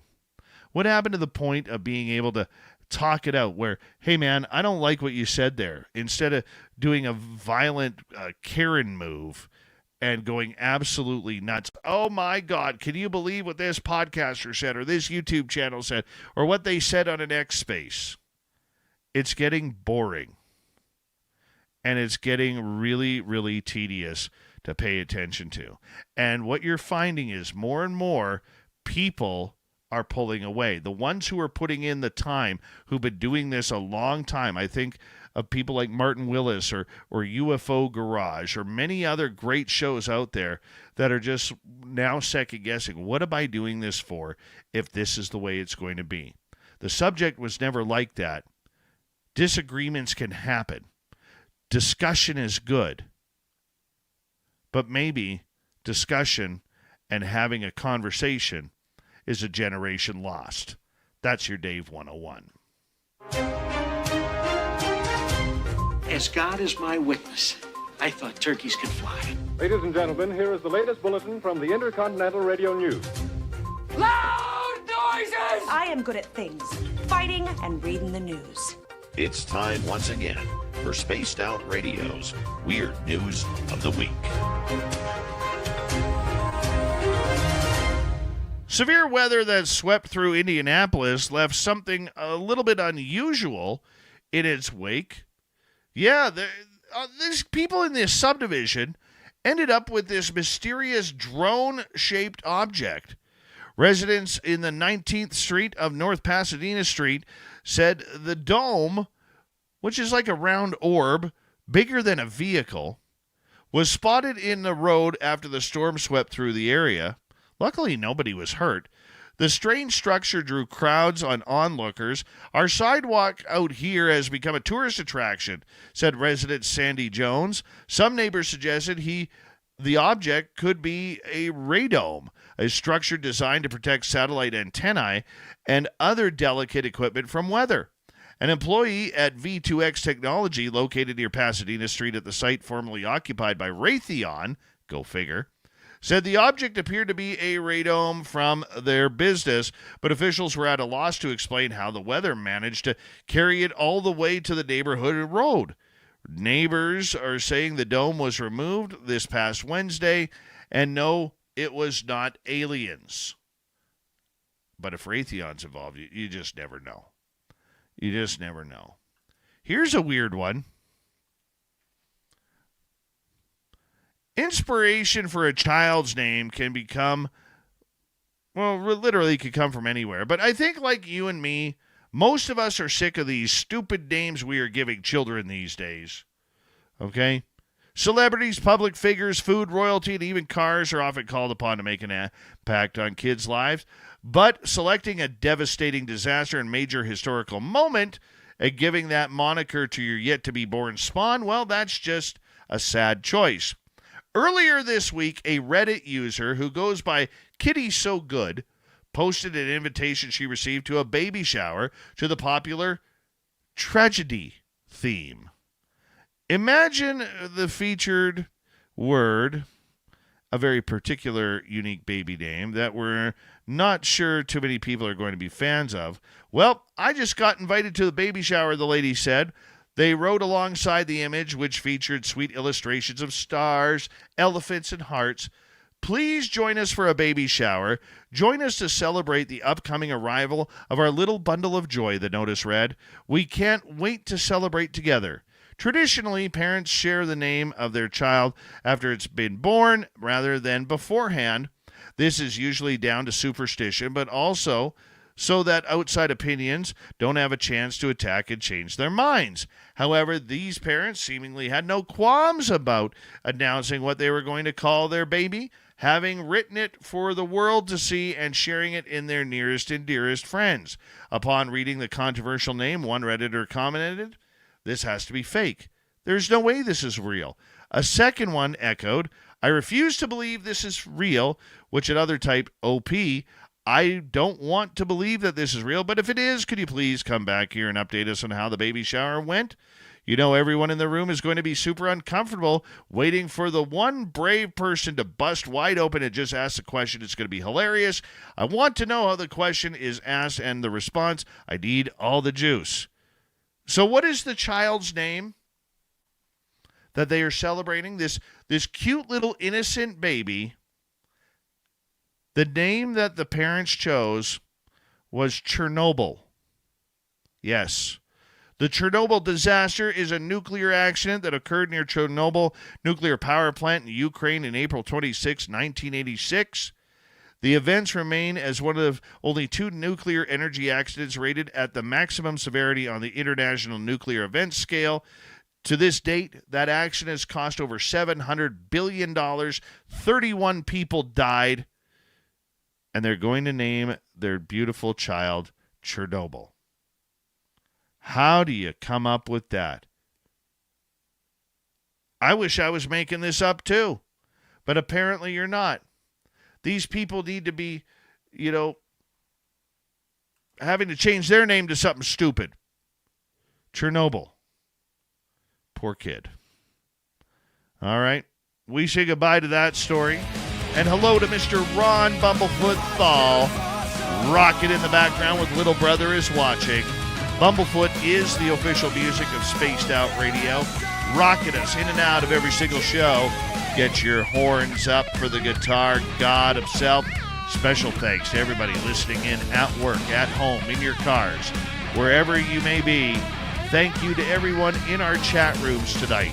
YouTube, Twitch, LGAP, Facebook, Spreaker, LinkedIn, the Space Travelers Club, and on X at hashtag Spaced Out Radio.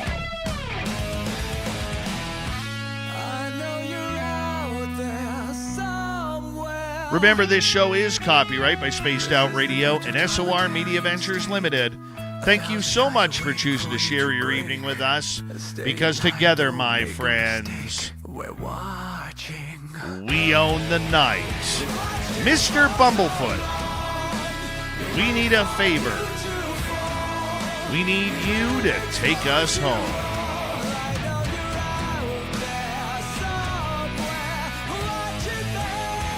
Yes, the Woo train has docked for the night, but soon, my friends, we shall ride again. Your seats are always available. Your tickets never expire. And if you want to bring a friend, we've got room for them too. Good night, everybody.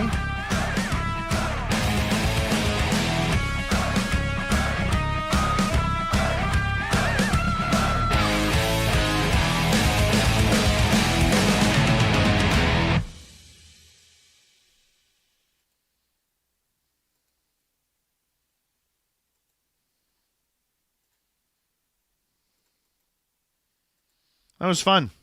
Good night tonight. Hi, Super Ron. How you doing? Memorial Garden, good to see you.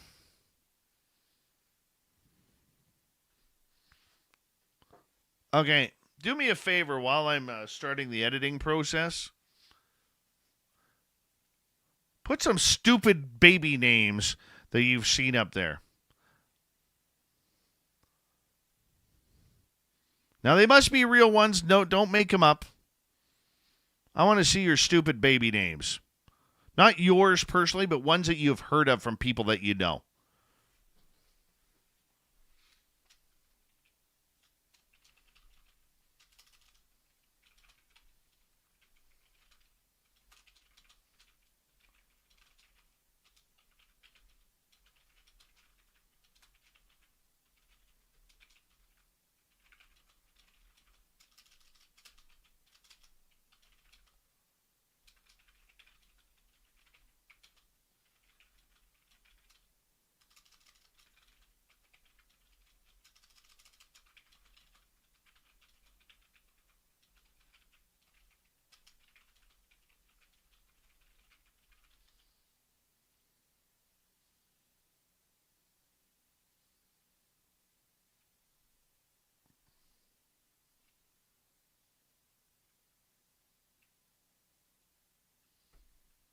I'll start off with one. I remember the Vancouver Canucks used to have a player with the first name Lubomir. Lubomir. Lubomir. Yeah. Artem. Who names their kid Artem? Well, if you're Russian or Eastern European, you do. Lubomir.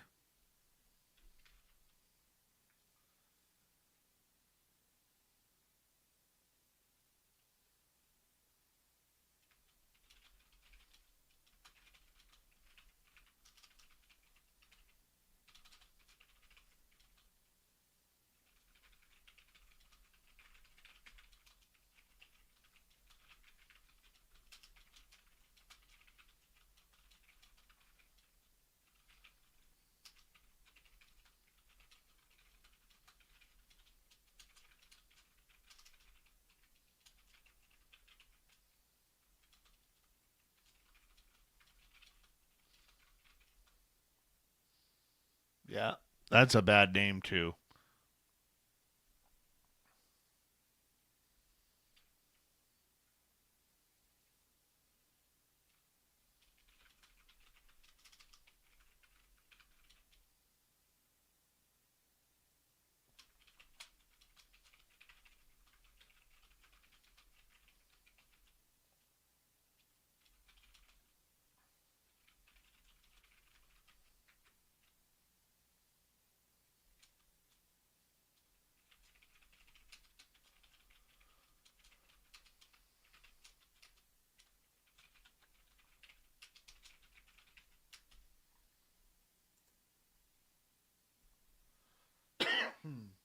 Nothing wrong with Ricky Bobby. People who have two first names.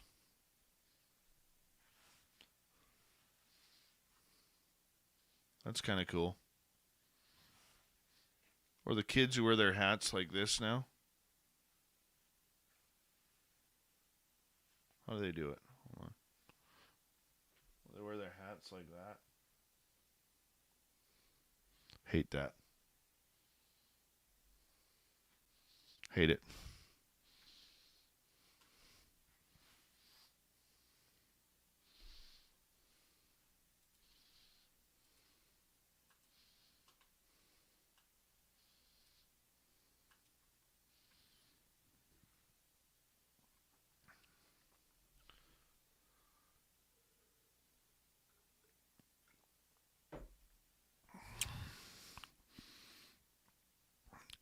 The Legend of Ricky Bobby is a great movie. Talladega Nights. Oh, it's great. What's better, the Talladega Nights or Step Brothers? Will Ferrell and John C. Reilly are just like, they're like a match made in comedy heaven. They really are.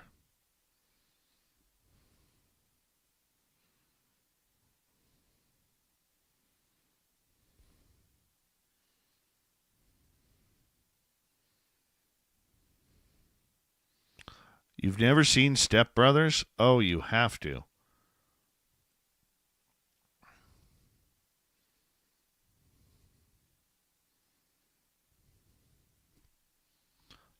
That's done.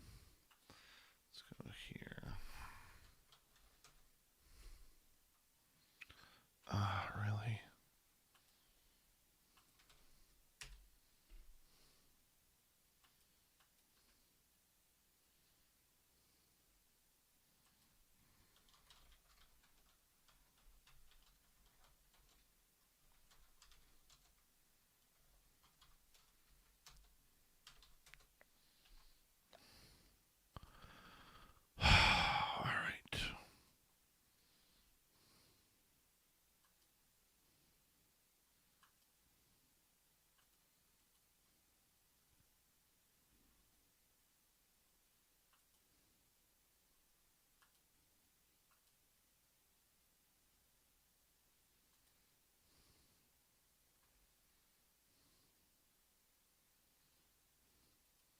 Tomorrow night on the show, everybody, you're going to love this. Jessica Jones, the cryptid huntress, will be here tomorrow night. We're going to have fun with her. Yeah, we are. Promise. I do. Thank you tonight to T-Bone, my man, Deborah Rooney, T-Bone, my man, Richard, T-Bone, my man, Dutch Hank, Mark, and Noble Patrick for the great super chats tonight. Greatly appreciate your love and support. And do me a favor, everybody. Tell a friend. Follow us on social media. And if you're new here, thank you very much for taking the time to hit subscribe, ring that bell. We will see you all tomorrow night. Have a good one. Let's have some fun with Jessica Jones. Take care, everybody. See you tomorrow.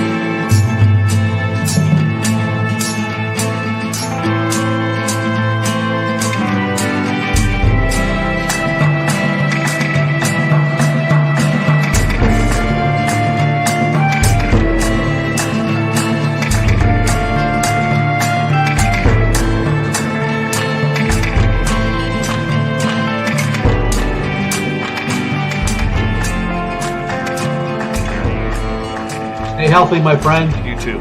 You need bail money, give me a call. Always, Dad. Take care. You too.